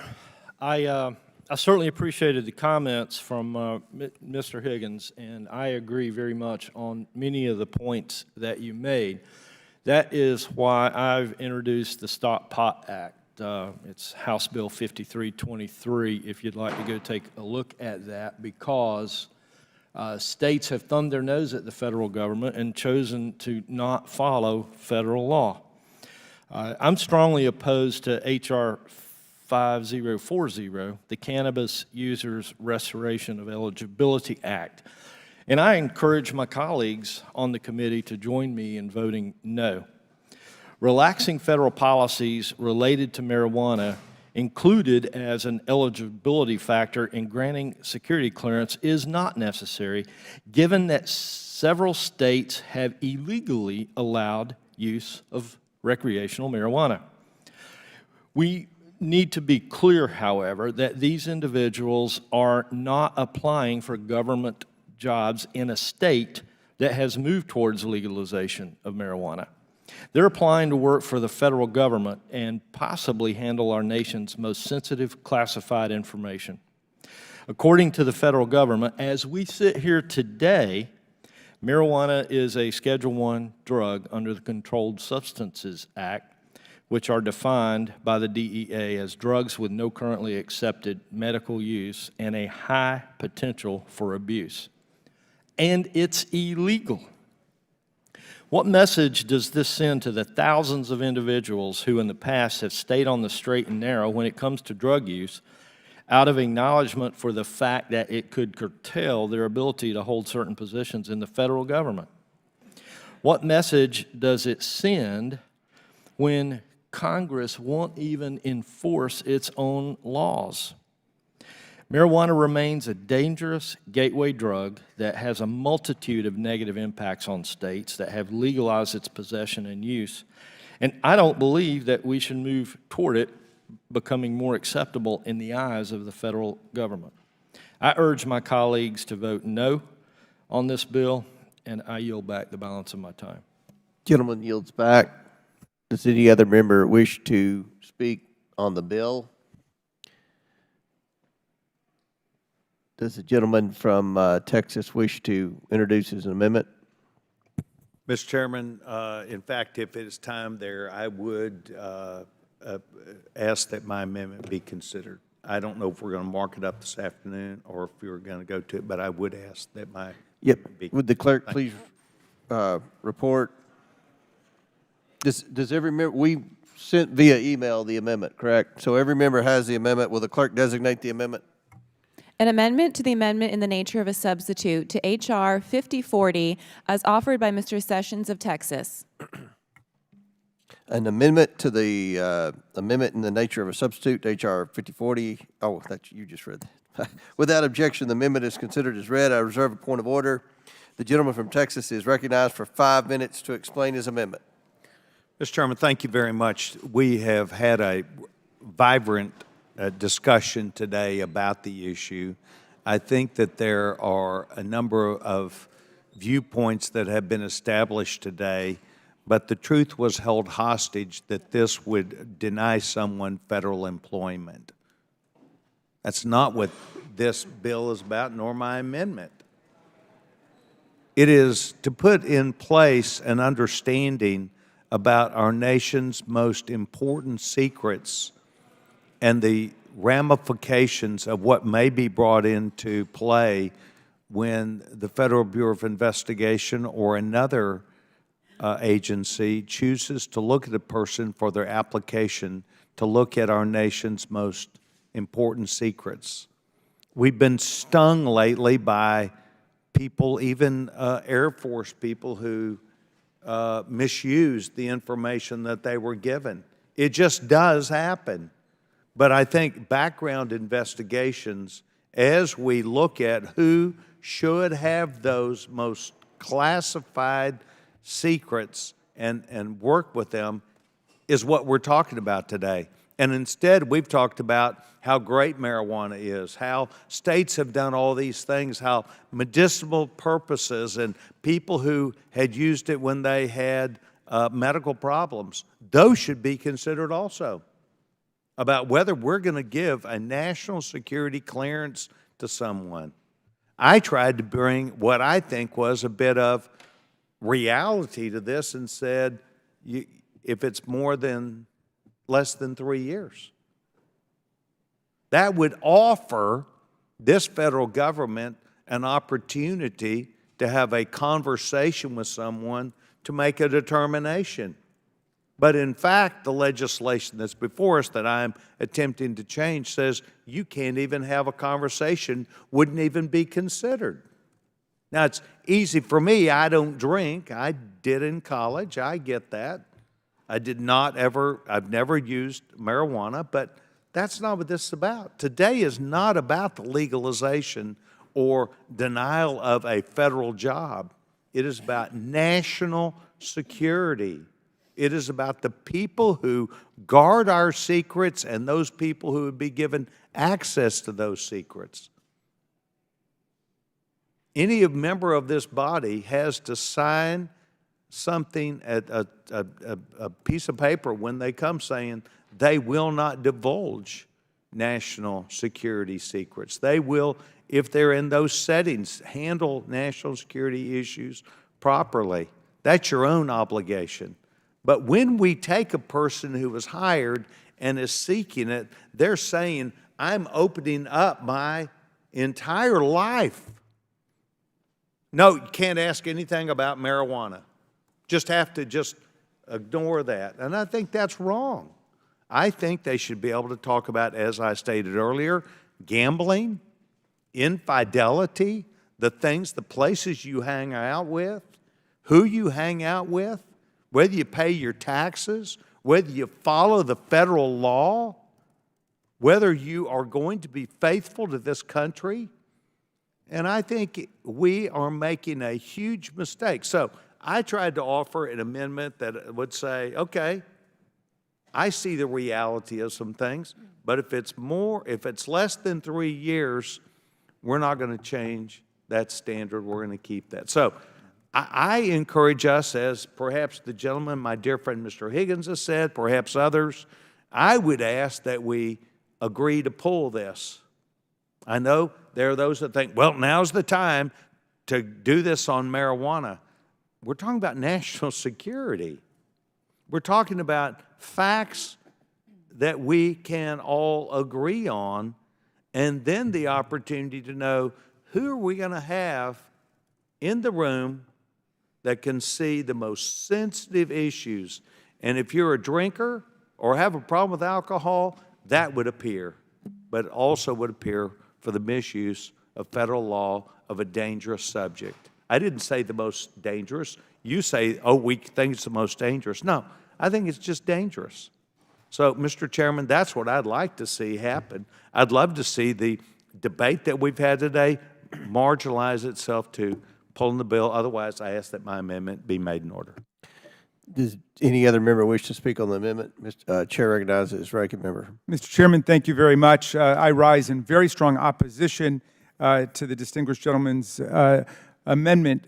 The first thing I want to say is the gentleman from Texas repeatedly says this is not about federal employment, and I'm reading from Section 1EB of his amendment, which says, an individual who used marijuana at any time during the 3-year period preceding the date such individual applied for federal employment shall not be suitable for such employment under Part 731 of Title V. So if he meant to draft it in such a way as not to apply to federal employment, he's not succeeded with this amendment. In any event, the general purpose of the amendment, I think, intended to be to take the amendment and rope off, for some reason, the immediate 3 years prior to the person's application for federal employment or a security clearance.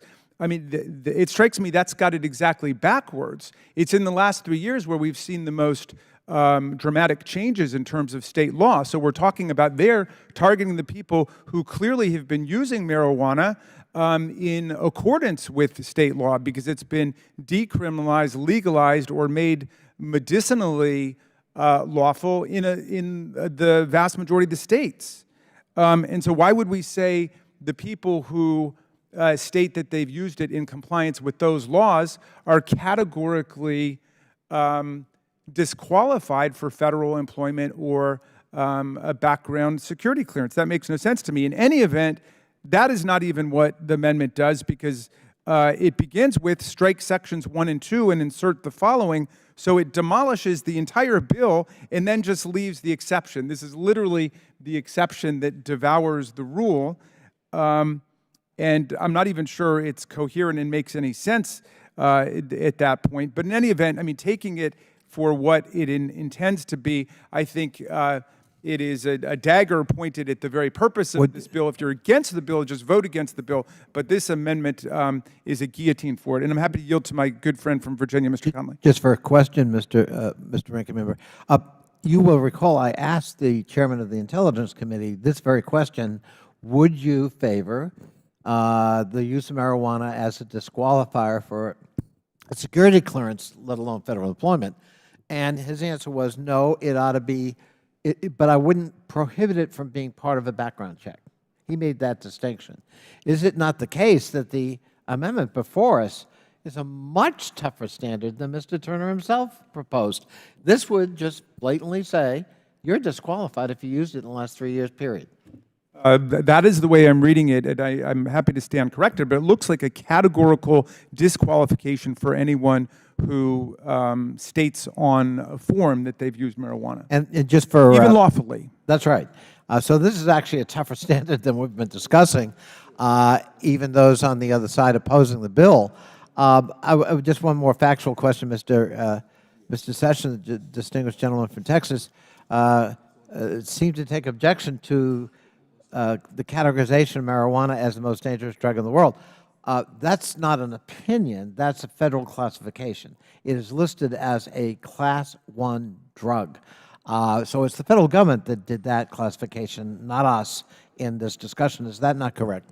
That's absolutely correct. And you know, it seems as if the opposition to the bill is coming from some people who say, well, let's change the classification first and then a sequence of implications will follow, and then those who don't want to see any change at all. After all, there's a reason that's still the law, Mr. Conley. As you well know, there are people who vehemently oppose any altering of the classification of the drug. I don't know where the offer of the amendment is on that, whether he agrees with the gentleman from Louisiana, but what we're trying to do is to crack the iceberg open to say, at least in this egregious case of unfairness, where we're disqualifying our own constituents from being fairly considered for federal employment, let's deal with that problem. I thank my friend. Thank you kindly. And I yield back to you, or I yield to the gentlelady from South Carolina. Well, no, gentlelady from South Carolina will be recognized for 5 minutes. Thank you, Mr. Chairman, and I strongly oppose this amendment with my other colleagues to redefine, quote, current use, end quote, as any consumption of cannabis in the last 3 years.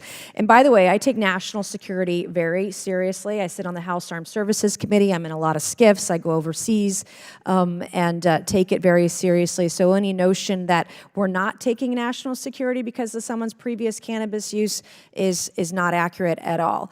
The amendment is precisely what my colleagues says it isn't regarding federal employment, and as my colleagues, Mr. Connolly and Mr. Raskin, accurately point out, this amendment does make cannabis use in the past 3 years a sole factor for denial, not just, quote, part of the conversation as has been suggested. This argument against cannabis is tired, it's old, and quite frankly, it's outdated. And the states are far ahead of us on this issue, and we have to keep up. I do appreciate the comments from my colleague from Louisiana earlier today on the constitutional issue. This is why I introduced legislation last Congress to decriminalize cannabis, and I'll be reintroducing it this year. Nevertheless, states have enacted this legislation. Adult citizens in many states can walk into a store and buy cannabis just like they would to any store that sells alcohol. We can't punish people for using a substance they have fully legally purchased.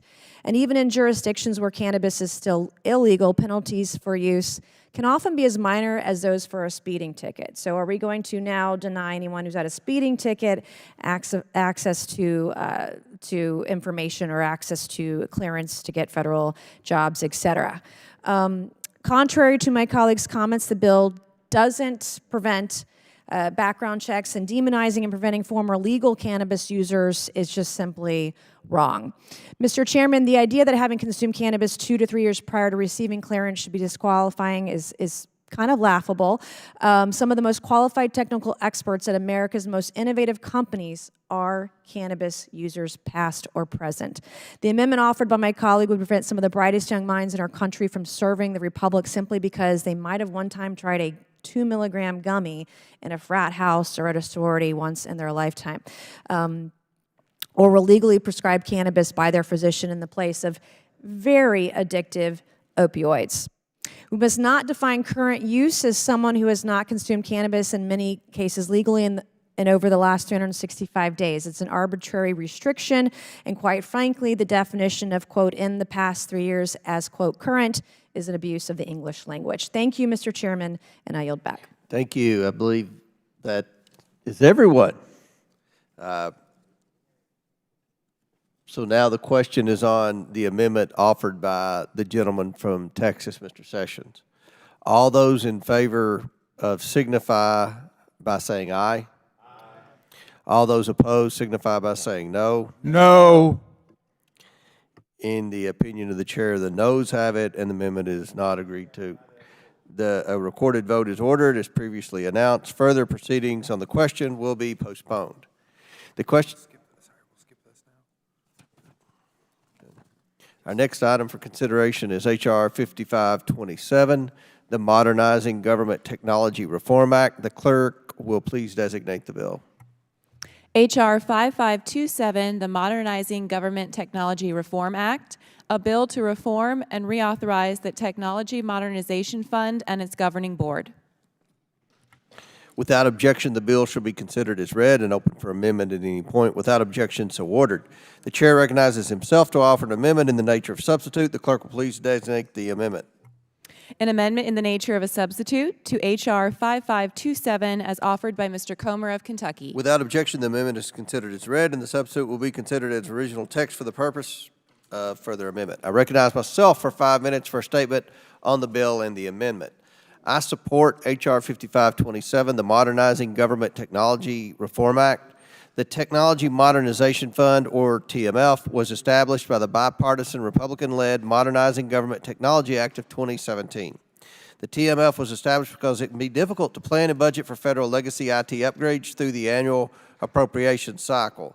The TMF addresses this problem by acting as a self-sustaining funding mechanism to flexibly assist agencies with legacy IT modernization. Funding these projects is important because delayed legacy IT modernization efforts create cyber risk and inefficiencies in government and operations. TMF program operations, however, have strayed from the original congressional intent established by the bipartisan law Congress passed. Today, TMF does not consistently require agencies to repay their awards at a level that would allow the program to be self-sustaining. This operational choice has put a strain on TMF's resources and hindered its ability to help address future legacy IT modernization projects. This bill, informed by the oversight efforts of Cybersecurity, Information Technology, and Government Innovation Subcommittee Chairwoman Nancy Mace, reforms the TMF to ensure it remains a sustainable financing tool for fixing costly and risky legacy IT systems. These reforms include a requirement that TMF awards be reimbursed at the level needed to keep the fund operational until it sunsets in December 2030 as reauthorized under the bill. Under this bill, an agency must also reimburse the TMF for all administrative costs incurred in support of its project. This legislation is timely and necessary. It is important to act now because under the status quo, this administration will continue to spend down existing funds without the intention of ensuring the fund remains solvent into the future. In fact, this administration may be hoping that a future Congress will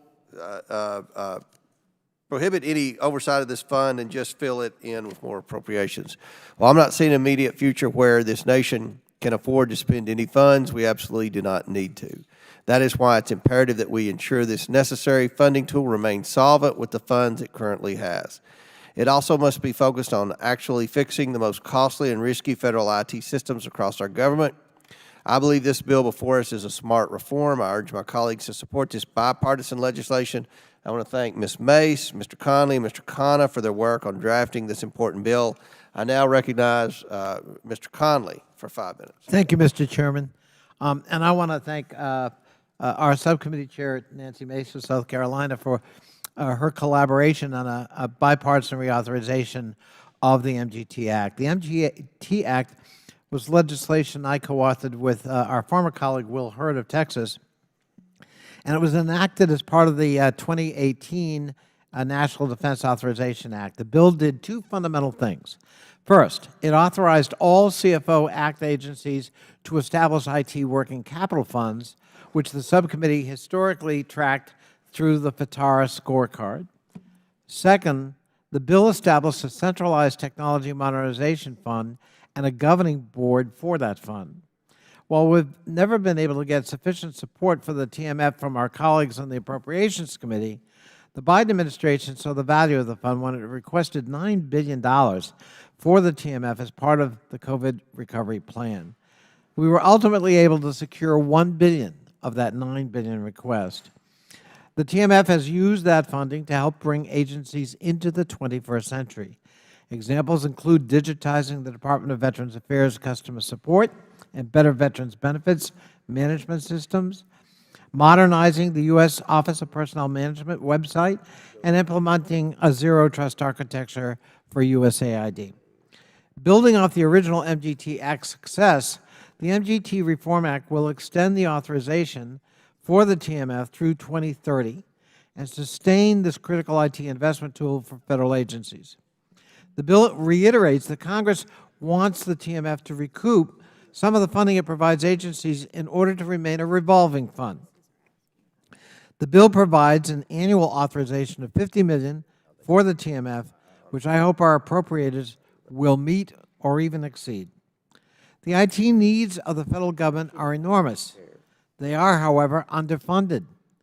A recent Government Accountability Office report stated the U.S. government spends over $100 billion on information technology every year. Most of that will be used to operate and maintain existing systems, including legacy systems, some of which are 50 years old. These systems can be costly to maintain and vulnerable to cybersecurity hackers. It is clear that even a one-time billion-dollar cash infusion is not sufficient, given the needs of the federal government. At the start of the COVID-19 outbreak, Congress acted swiftly to provide unprecedented levels of economic relief to the American people through the multitude of stimulus bills.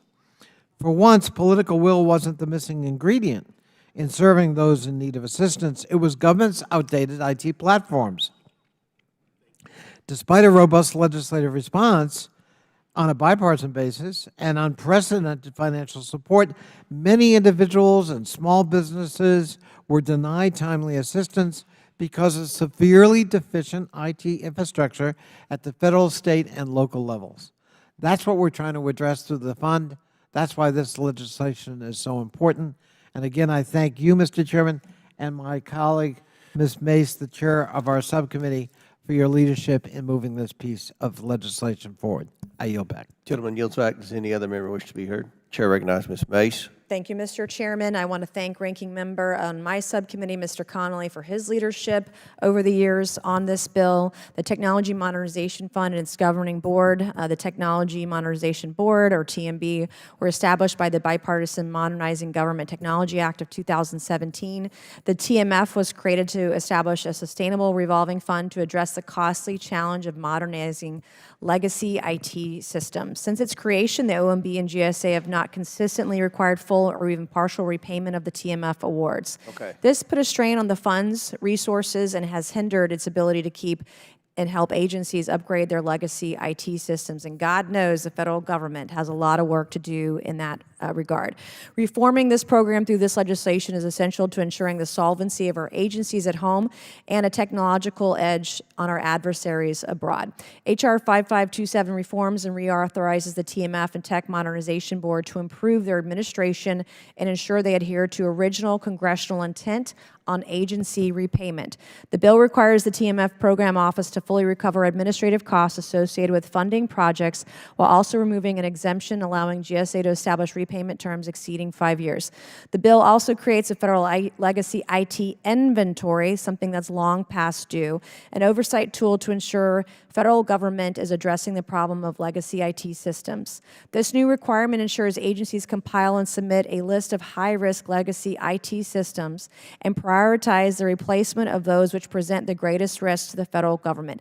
I would encourage my colleagues to support this piece of legislation, and I would only warn any other member of the federal workforce or agency that comes before this committee and doesn't give us answers on a lot of these technological issues. You've been forewarned. Thank you, Mr. Chairman, and I yield back. Gentlelady yields back. Seeing no further request to speak, the question is now on the amendment in the nature of a substitute. All those in favor signify by saying aye. Aye. All those opposed signify by saying no. In the opinion of the chair, the ayes have it. Chair recognizes Ms. Mace. Mr. Chair, I ask for a recorded vote. A recorded vote is ordered pursuant to House rules. Further proceedings on this measure are postponed. All recorded votes will be rolled to the end. She's going to withdraw her. Okay. Mr. Chairman, I have to retract that request.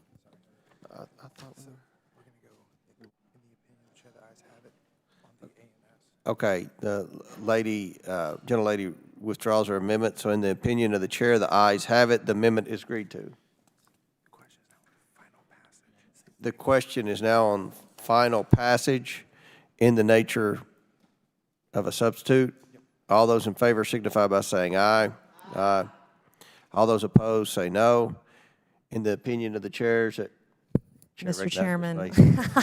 Thank you, Mr. Chairman. I request a recorded vote. A recorded vote is ordered. Now, pursuant to House rules, further proceedings on this measure are postponed. All recorded votes will be rolled to the end at a time to be announced. Thank you, gentlelady. Thank you, sir. Our next item for consideration is H.R. 4428, the Guidance Clarity Act. The clerk will please designate the bill. H.R. 4428, the Guidance Clarity Act, a bill to require federal agencies to state on the first page of guidance documents that such guidance does not have the force and effect of law and is intended only to provide clarity to the public about existing legal requirements or agency policies. Without objection, the bill shall be considered as read and open for amendment at any point. Without objection, so ordered. The chair recognizes himself to offer an amendment in the nature of a substitute. The clerk please designate the amendment.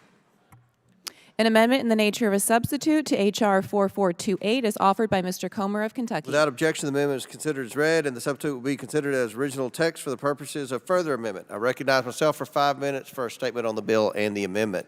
I support H.R. 4428, the Guidance Clarity Act. This important reform clarifies what agency regulatory guidance is and what it is not. Agency guidance plays a key role in the federal regulatory system. Often it's unclear how federal statutes or regulations will be administered by a federal agency. Agency guidance is important to help small businesses and individual households understand how federal agencies will carry out the law and implement programs. These entities typically cannot afford high-priced attorneys to help them understand what laws apply to them. So when an agency issues guidance to clarify an issue, that helps to avoid unnecessary expense. But, and this is a critical distinction, agency guidance is not the law itself. However, federal agencies sometimes use guidance documents to intimidate entities into compliance with agency views. Other times, they try to evade the Administrative Procedure Act's congressional review requirements for issuing binding rules by cleverly slipping what they intend to be rules into guidance documents. Agencies have been known to threaten enforcement action based on mere guidance. Recognizing the problem, the prior administration Justice Department issued a formal policy and adopted regulations to prevent its lawyers from bringing such enforcement actions based merely on guidance documents. Unfortunately, President Biden's Justice Department rescinded the policy and related regulation. So once again, the threat of abuse is a reality for Americans. The Guidance Clarity Act solves this problem by requiring regulatory guidance documents to include the following statement. Quote, the contents of this document do not have the force and effect of law and are not meant to bind the public in any way. This document is intended only to provide clarity to the public regarding existing requirements under the law or agency policies, end quote. With that simple addition, agencies will no longer be able to intimidate regulated parties, unfairly threaten enforcement actions, or impose rules disguised as agency guidance. But agencies will certainly still be free to issue guidance documents to help regulated entities understand how agencies intend to administer the law. I urge all my colleagues to support this simple, common-sense bill. This is a bipartisan bill and one that passed easily out of the committee last Congress by voice vote in a July 2021 markup, and then later under suspension by the House by voice vote in October 2021. The text of this bill we are considering today has not changed. I want to thank Representatives Jared Golden and Emmanuel Cleaver for their bipartisan co-sponsorship. And I especially want to thank Representative Blaine Lukemeyer, the bill's sponsor, for his sustained efforts over several Congresses to ensure this bipartisan reform is enacted into law. As the ranking member is aware, the administration recently offered technical assistance on the bill, suggesting some possible revisions. We are in discussions about that, but we have not yet reached an agreement. While the amendment in the nature of substitute I will offer today does not contain any substantive revisions addressing those discussions, I intend to continue working across the aisle on the path forward for this critical legislation. It's my hope that we can come to a bipartisan and bicameral agreement that further perfects this common sense bill. I now recognize the ranking member for his statement. And I will rest with your statement, Mr. Chairman, and thank you for your hard work on this one. Yield back. Do any other members wish to be heard? The question is now on the amendment in the nature of a substitute. All those in favor signify by saying aye. Aye. Aye. All those signify by saying no. In the opinion of the chair, the ayes have it. Do we need a recorded vote? Okay. And the amendment is agreed to. The question is now on the final passage in the nature of a substitute. All those in favor signify by saying aye. Aye. All those opposed say no. In the opinion of the chair, the ayes have it. I request a recorded vote. Pursuant to House rules, further proceedings on this measure are postponed. All recorded votes will be rolled to the end at a time to be announced. Mr. Chairman, forgive me. I thought I was on the wrong bill, and so I did have a statement I'd like to give if that's all right. That's fine. We'll thank you kindly for let you read the statement. The bill's already been approved, but we'll let you read the statement. I gotcha. Thank you, Mr. Chairman. Making federal regulatory guidance clearer is a desirable goal, but there's a lot more to the legislation than meets the eye, and I'm afraid that 4428 could have the effect of confusing entities that have to implement federal regulations using the guidance provided. And the legislation would require all guidance statements to explicitly state on the first page that it does not have the force of law. And although agency-issued guidance to the public, of course, does not literally have the force of law, stating this on each piece of guidance could be tremendously confusing and misleading, particularly for all the statutory programs and regimes that rely on a combination of statute and implementing guidance in the real world. For example, we do not place a disclaimer on stop signs that says, this stop sign does not have the force of law.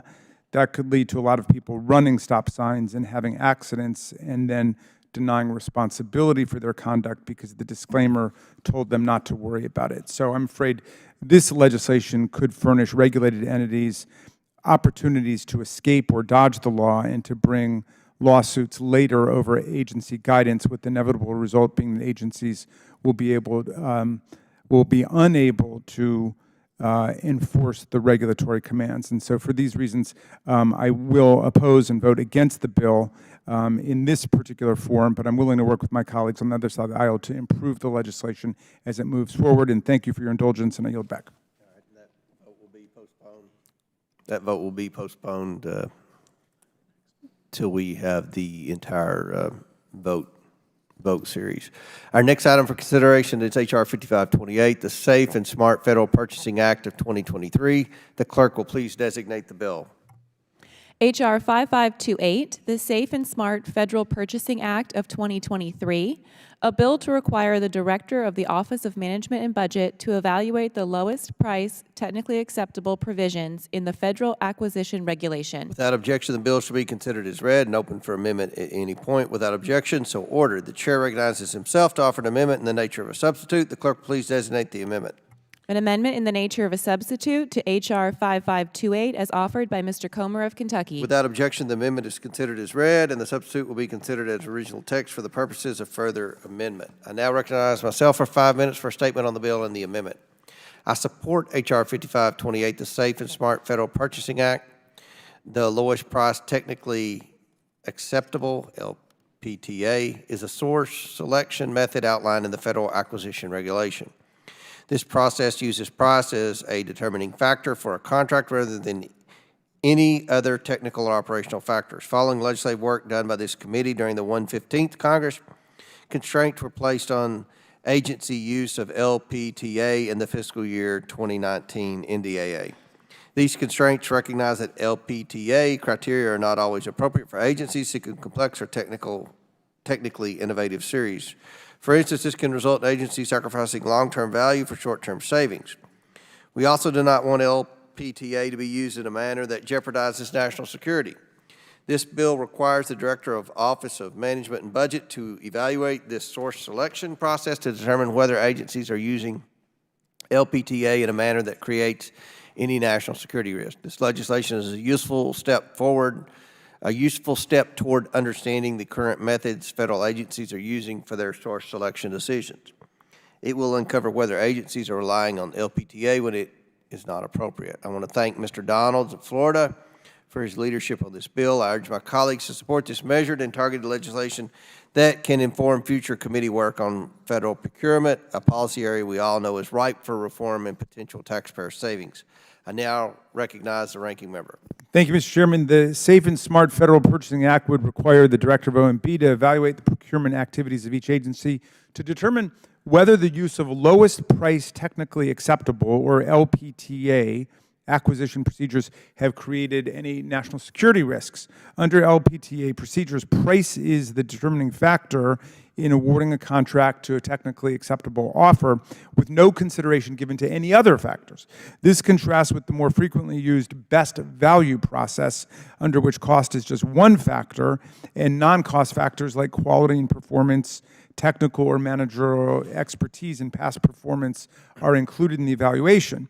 Recent Congresses have passed legislation requiring DoD and civilian agencies to limit the circumstances in which LPTA is used. While I don't intend to oppose the legislation today, Mr. Chairman, I do ask you to work with the minority as the bill moves forward in the legislative process. I note that we have not received input on this bill yet from the administration, and I'm not sure that the Director of OMB is the appropriate person to be conducting these evaluations, or that the evaluation could be accomplished in 6 months as the bill requires. But with those caveats, I'm happy to go along with it, and I thank you and yield back. Gentleman yields back, and we have a member en route, maybe. All right. We'll stay at ease a moment. We have a member in Byron Donald, the primary sponsor of the bill, is en route to speak in support. Okay, let's suspend that if the ranking member is okay. We'll suspend debate on this bill and go ahead and call up H.R. 599, Representative Gomez's postal naming bill with ANS. Our next item for consideration is H.R. 599, a bill designating the facility of the U.S. Postal Service located at 3500 West 6th Street, Suite 103 in Los Angeles, California, as the Dosan On Chang Ho Post Office. HR, will the clerk recognize the clerk? H.R. 599, to designate the facility of the United States Postal Service located at 3500 West 6th Street, Suite 103 in Los Angeles, California, as the Dosan On Chang Ho Post Office. Without objection, the bill shall be considered as read and open for amendment at any point. Without objection, so ordered. The chair recognizes himself to offer an amendment in the nature of substitute. The clerk will please report the amendment. An amendment in the nature of a substitute to H.R. 599 as offered by Mr. Comer of Kentucky. Without objection, the amendment is considered as read, and the substitute will be considered as original text for the purposes of further amendment. I recognize myself for 5 minutes for a statement on the bill and the amendment. Need to suspend. Okay. All right. I now call up the A&S for H.R. 599. I want to thank Mr. Gomez and his staff for their patience and for working with us to advance this postal naming bill. A 2004 law previously named a post office for the honoree, but this post office was recently relocated just a short walk from the previous location. However, when a post office moves to a new location, the name of that post office is not moved to the new location because our postal naming laws designate a specific street address. My amendment modifies H.R. 599 so that it updates the address of in the 2004 law. This is not the first time this committee has had to rename a post office that had moved locations. We are working with the Postal Service to figure out a better long-term solution to this problem. Again, I want to thank Mr. Gomez and his staff for working with us on this A&S. I encourage my colleagues to support this technical amendment and passage of H.R. 599, which we will consider next as part of the package of postal naming bills. I now recognize the ranking member. Thank you, Mr. Chairman. I'm in strong support of H.R. 599, and I yield back to you. Okay. We will now suspend until we regain a quorum.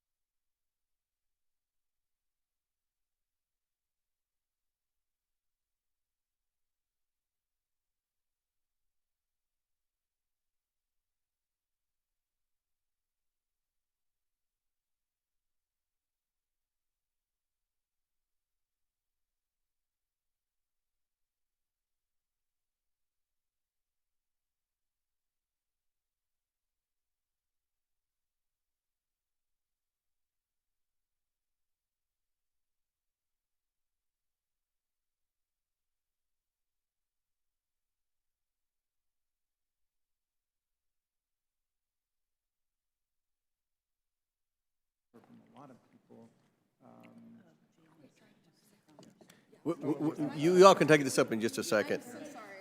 Pursuant to the previous order, the chair declares the committee in recess. Subject to the call of the chair, we will reconvene after the votes. Y'all can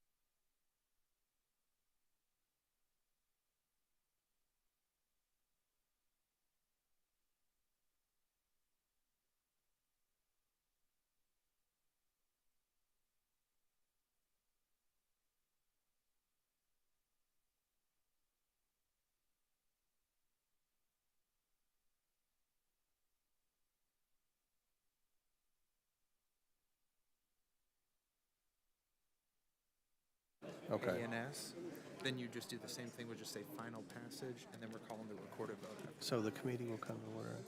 So it'll be this, and then you can Okay. go straight into the question, voice vote. Okay. All right. Are you all ready? Okay. All right. That's fine. We need more time anyway.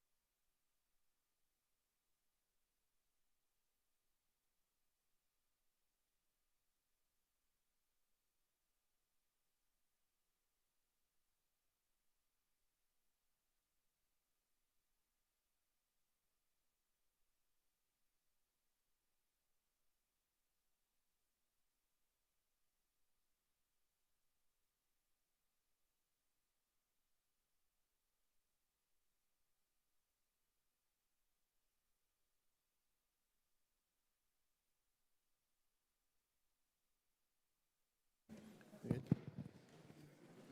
We're good.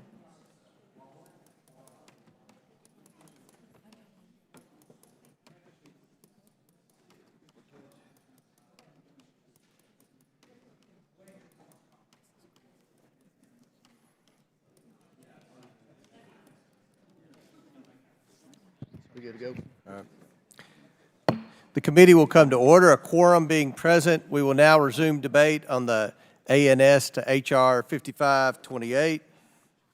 The question is now on the final passage of 5528 as amended. All those in favor? This one first. Okay, the question is now on the amendment in the nature of a substitute. All those in favor signify by saying aye. Aye. All those opposed signify by saying no. In the opinion of the chair, the ayes have it. The amendment is agreed to. The question is now on final passage of 5528 as amended. All those in favor signify by saying aye. Aye. All those opposed signify by saying no. In the opinion of the chair, the ayes. Chair, I call for a recorded vote. A recorded vote is ordered pursuant to House rules. All recorded votes will be rolled in to the end, which we're starting now. Okay.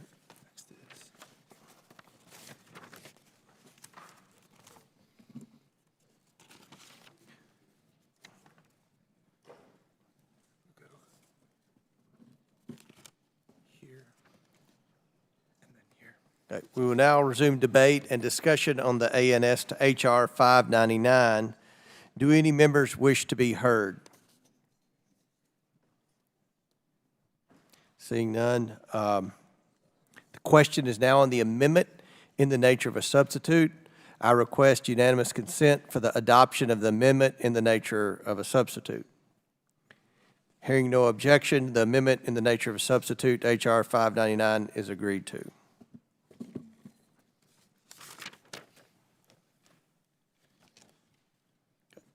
The committee will now resume consideration of HR 4984, the D.C. Robert F. Kennedy Memorial Stadium Campus Revitalization Act.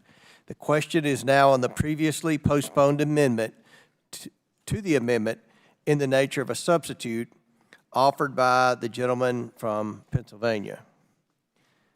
The clerk will call the roll on the Perry amendment. Mr. Jordan? Mr. Turner? No. Mr. Turner votes no. Mr. Gosar? Yes. Mr. Gosar votes yes. Ms. Fox? No. Ms. Fox votes no. Mr. Grothman? Mr. Grothman votes yes. Mr. Palmer? Yes. Mr. Palmer votes yes. Mr. Higgins? Yes. Mr. Higgins votes yes. Mr. Sessions? Mr. Biggs? Ms. Mace?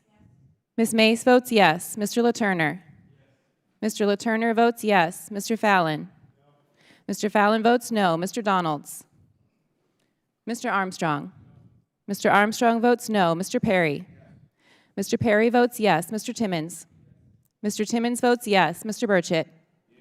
Mr. Burchett votes yes. Ms. Green? Ms. Green votes yes. Ms. McLean? Ms. McLean votes no. Ms. Boebert? Mr. Fry? Mr. Fry votes yes. Ms. Luna? Mr. Edwards? Mr. Edwards votes no. Mr. Langworthy? Mr. Burleson? Mr. Burleson votes yes. Mr. Raskin? Yes. Mr. Raskin votes yes. Ms. Norton? Yes. Ms. Norton votes yes. Mr. Lynch? No. Right, hurry. Amendment, right. No. Ms. Norton votes no. Mr. Lynch? No. Mr. Lynch votes no. Mr. Connolly? No. Mr. Connolly votes no. Mr. Krishnamurthy? Nay. Mr. Krishnamurthy votes nay. Mr. Khanna? Mr. Mfume? Ms. Ocasio-Cortez? Ms. Ocasio-Cortez votes nay. Ms. Porter? No. Ms. Porter votes no. Ms. Bush? Mr. Gomez? Mr. Gomez votes no. Ms. Brown? Ms. Stansbury? Ms. Stansbury votes no. Mr. Garcia? Mr. Garcia votes no. Mr. Frost? Mr. Frost votes no. Ms. Lee? Ms. Lee votes no. Mr. Kassar? Mr. Kassar votes yes. Ms. Crockett? No. Ms. Crockett votes no. Mr. Goldman? No. Mr. Goldman votes no. Mr. Moskowitz? Mr. Moskowitz votes no. Mr. Chairman? No. Mr. Chairman votes no. Does any member wish to be recorded? Mr. Timmons? Mr. Mfume votes aye. How is Mr. Timmons recorded? Mr. Timmons is recorded as yes. No. Off yes on no. Mr. Chairman, How is Mr. Mfume recorded? Mr. Mfume is not yet recorded. I am voting aye. Mr. Mfume votes aye. LaTurner, How is Mr. LaTurner recorded? Mr. LaTurner is voted as aye. no. Mr. LaTurner votes no. How is Mr. Sessions recorded?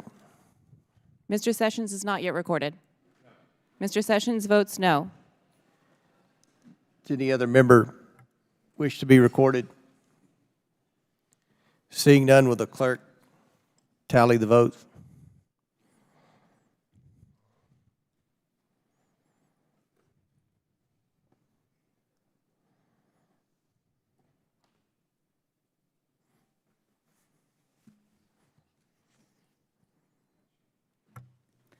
Mr. Chairman, on this vote, the ayes are 13, the nays are 24. The noes have it, and the amendment is not agreed to. And let me say, that was the most interesting coalition of yeses and nos in the history of the House Oversight Committee. Historians will be studying that roll call vote for decades.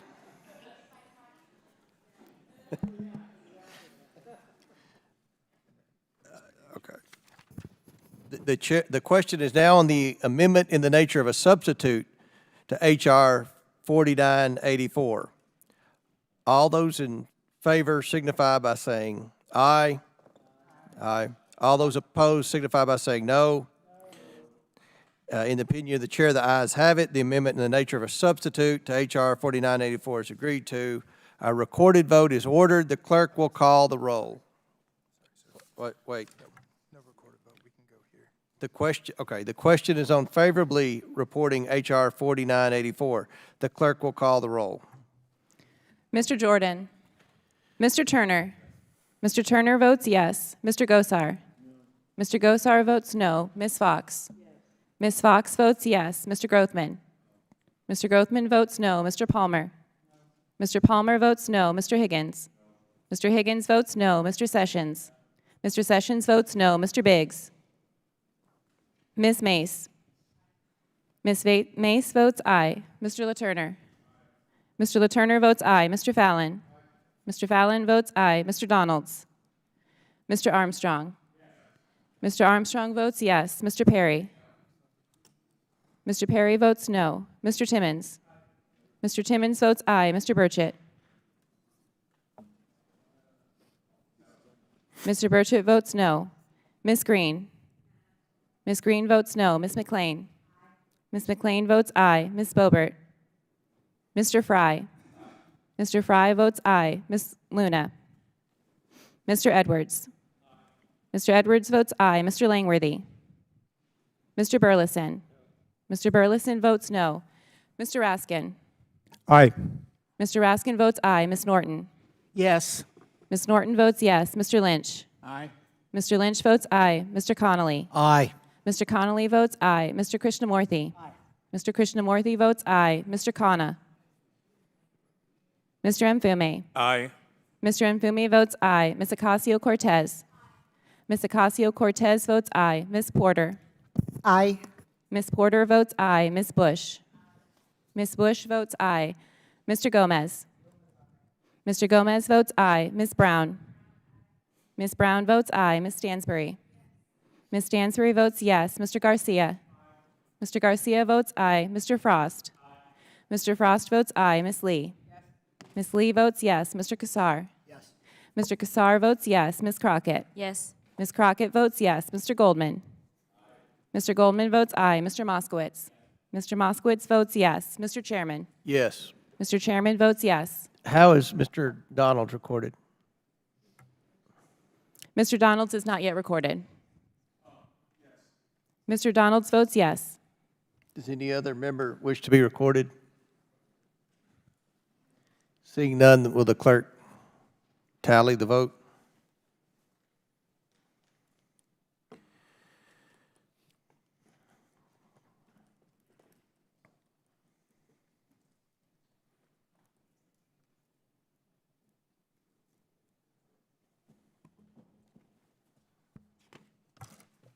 Mr. Chairman, on this vote, the ayes are 31, the nays are 9.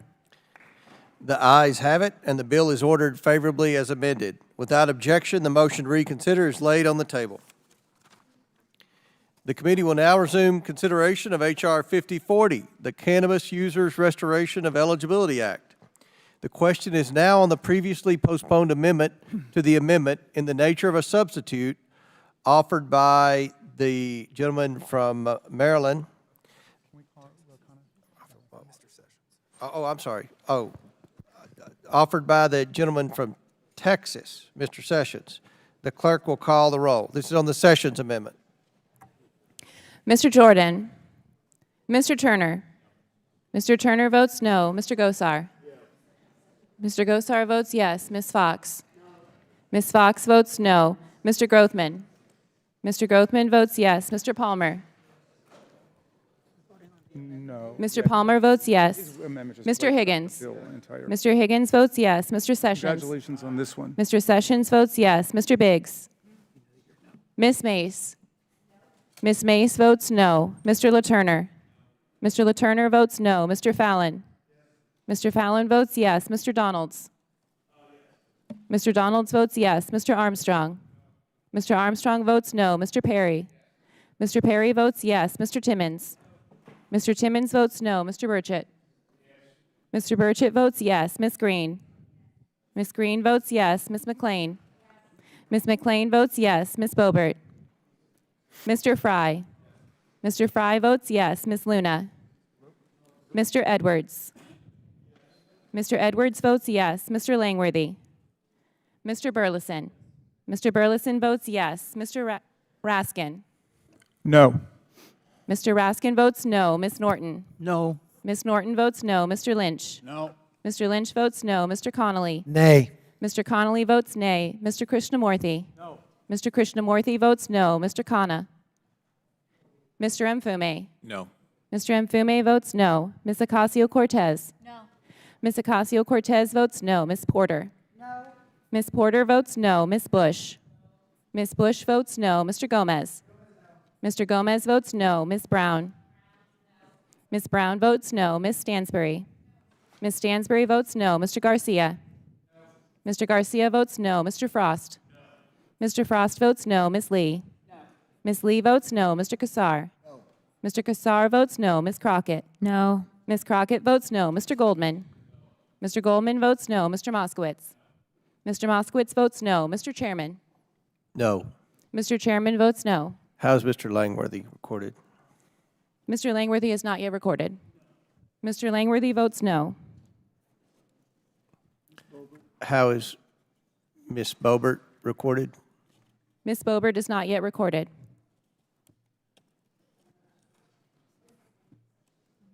Has anyone else been, would anyone else? Yeah, how's Mr. Khanna recorded? How's Mr. Khanna? Mr. Khanna is not yet recorded. I'm a no. Mr. Khanna votes no. Does any other member wish to be recorded? Ms. Bobert? Ms. Bobert is not yet recorded. Ms. Bobert votes yes.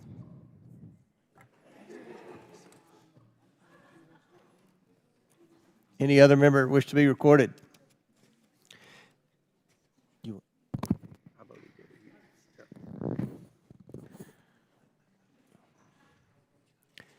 Would the clerk please tally?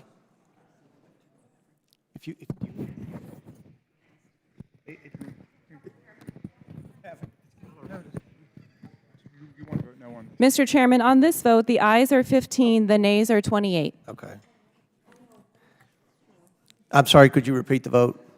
Mr. Chairman, on this vote, the ayes are 15, the nays are 28. Okay. The motion, the amendment is not agreed to. The question is now on the amendment in the nature of a substitute to H.R. 5040. All those in favor signify by saying aye. Aye. All those opposed signify by saying no. In the opinion of the chairs, the ayes have it. The amendment in the nature of a substitute, H.R. 5040, is agreed to. A recorded vote is ordered. The clerk.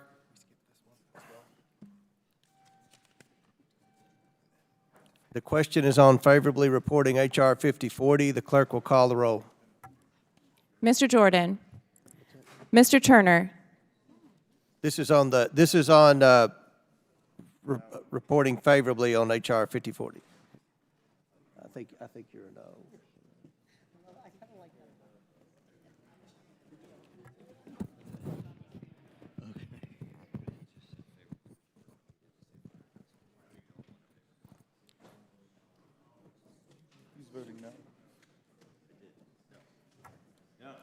Mr. Turner votes no. Mr. Gosar. Mr. Gosar votes no. Ms. Fox. Ms. Fox votes no. Mr. Grothman. I'm sorry, sir. Could you repeat that? Mr. Grothman votes yes. Mr. Palmer. Mr. Palmer votes no. Mr. Higgins. Mr. Higgins votes no. Mr. Sessions. Mr. Sessions votes no. Mr. Biggs. Ms. Mace. Ms. Mace votes aye. Mr. LaTurner. Mr. LaTurner votes aye. Mr. Fallon. Mr. Fallon votes no. Mr. Donalds. Mr. Donalds votes yes. Mr. Armstrong. Mr. Armstrong votes yes. Mr. Perry. Mr. Perry votes no. Mr. Timmons. Mr. Timmons votes no. Mr. Burchett. Mr. Burchett votes yes. Ms. Green. Ms. Green votes no. Ms. McLean. Ms. McLean votes no. Ms. Bobert. Ms. Bobert votes aye. Mr. Fry. Mr. Fry votes aye. Ms. Luna. Mr. Edwards. Mr. Edwards votes no. Mr. Langworthy. Mr. Langworthy votes yes. Mr. Burleson. Mr. Burleson votes no. Mr. Raskin. Aye. Mr. Raskin votes aye. Ms. Norton. Yes. Ms. Norton votes yes. Mr. Lynch. Aye. Mr. Lynch votes aye. Mr. Connolly. Aye. Mr. Connolly votes aye. Mr. Krishnamurthy. Aye. Mr. Krishnamurthy votes aye. Mr. Khanna. Aye. Mr. Khanna votes aye. Mr. Mfime. Aye. Mr. Mfime votes aye. Ms. Ocasio-Cortez. Ms. Ocasio-Cortez votes aye. Ms. Porter. Ms. Porter votes aye. Ms. Bush. Ms. Bush votes aye. Mr. Gomez. Mr. Gomez votes aye. Ms. Brown. Ms. Brown votes aye. Ms. Stansbury. Ms. Stansbury votes yes. Mr. Garcia. Mr. Garcia votes aye. Mr. Frost. Mr. Frost votes aye. Ms. Lee. Ms. Lee votes yes. Mr. Kassar. Mr. Kassar votes yes. Ms. Crockett. Yes. Ms. Crockett votes yes. Mr. Goldman. Mr. Goldman votes aye. Mr. Moskowitz. Mr. Moskowitz votes yes. Mr. Chairman.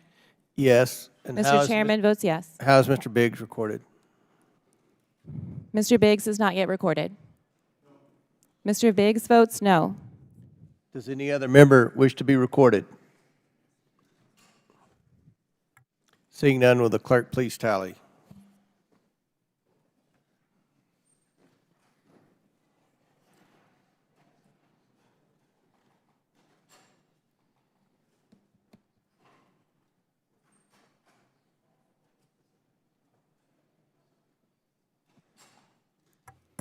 Mr. Chairman, on this vote, the ayes are 30, the nays are 14.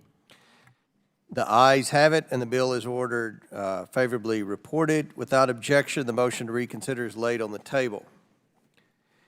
The question is on favorably reporting H.R. 5527. The clerk will call the roll. Mr. Jordan. Mr. Turner.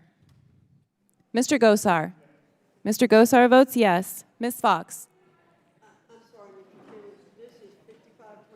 Yes, 5527, Modernizing Government Technology Reform Act. Ms. Fox votes yes. Mr. Grothman. Mr. Grothman votes yes. Mr. Palmer. Mr. Palmer votes aye. Mr. Higgins. Mr. Higgins votes yes. Mr. Sessions. Mr. Sessions votes aye. Mr. Biggs. Mr. Biggs votes aye. Ms. Mace.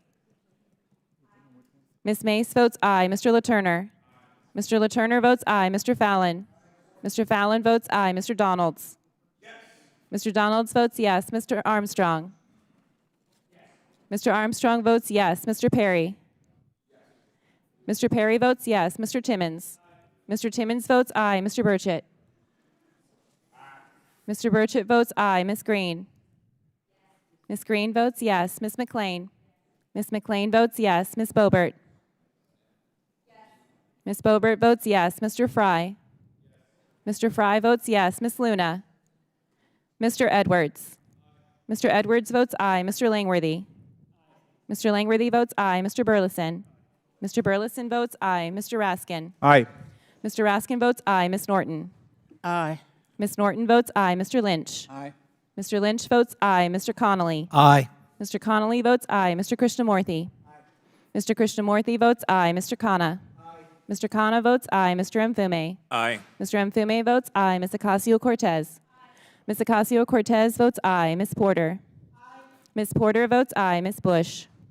Ms. Bush votes aye. Mr. Gomez. Mr. Gomez votes aye. Ms. Brown. Ms. Brown votes aye. Ms. Stansbury. Ms. Stansbury votes aye. Mr. Garcia. Mr. Garcia votes aye. Mr. Frost. Mr. Frost votes aye. Ms. Lee. Ms. Lee votes yes. Mr. Kassar. Mr. Kassar votes yes. Ms. Crockett. Yes. Ms. Crockett votes yes. Mr. Goldman. Mr. Goldman votes aye. Mr. Moskowitz. Mr. Moskowitz votes yes. Mr. Chairman. Yes. Mr. Chairman votes yes. Any members yet to be recorded? Seeing none, will the clerk please tally?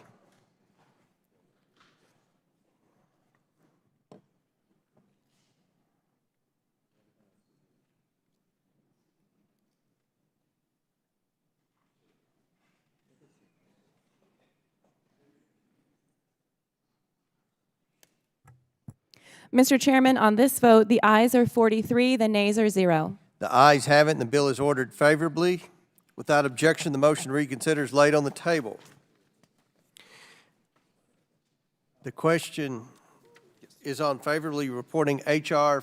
4428, the Guidance Clarity Act. The clerk will call the roll. Mr. Jordan. Mr. Turner. Mr. Gosar. Mr. Gosar votes yes. Ms. Fox. Ms. Fox votes yes. Mr. Grothman.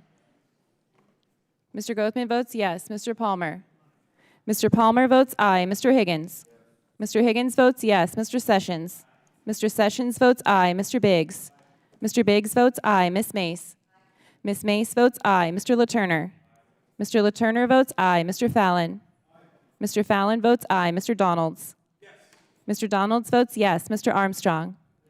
Mr. Armstrong votes yes. Mr. Perry. Mr. Perry votes aye. Mr. Timmons. Mr. Burchett. Mr. Burchett votes aye. Ms. Green. Ms. Green votes yes. Ms. McLean. Ms. McLean votes yes. Ms. Boebert. Ms. Boebert votes aye. Mr. Fry. Mr. Fry votes aye. Ms. Luna. Mr. Edwards. Mr. Edwards votes aye. Mr. Langworthy. Mr. Langworthy votes aye. Mr. Burleson. Mr. Burleson votes aye. Mr. Raskin. No. Mr. Raskin votes no. Ms. Norton. No. Ms. Norton votes no. Mr. Lynch. No. Mr. Lynch votes no. Mr. Connolly. Nay. Mr. Connolly votes nay. Mr. Krishnamurthy. Mr. Krishnamurthy votes nay. Mr. Khanna. No. Mr. Khanna votes no. Mr. Mfume. No. Mr. Mfume votes no. Ms. Ocasio-Cortez. Ms. Ocasio-Cortez votes nay. Ms. Porter. Ms. Porter votes no. Ms. Bush. Ms. Bush votes no. Mr. Gomez. Mr. Gomez votes no. Ms. Brown. Ms. Brown votes no. Ms. Stansbury. Ms. Stansbury votes no. Mr. Garcia. Mr. Garcia votes no. Mr. Frost. Mr. Frost votes no. Ms. Lee. Ms. Lee votes no. Mr. Kassar. Mr. Kassar votes no. Ms. Crockett. No. Ms. Crockett votes no. Mr. Goldman. Mr. Goldman votes no. Mr. Moskowitz. Mr. Moskowitz votes yes. Mr. Chairman. Yes, and how is Mr. Timmons recorded? Mr. Chairman votes yes. Mr. Timmons is not yet recorded. Mr. Timmons votes aye. Any other members wish to be recorded? Seeing none, will the clerk please tally?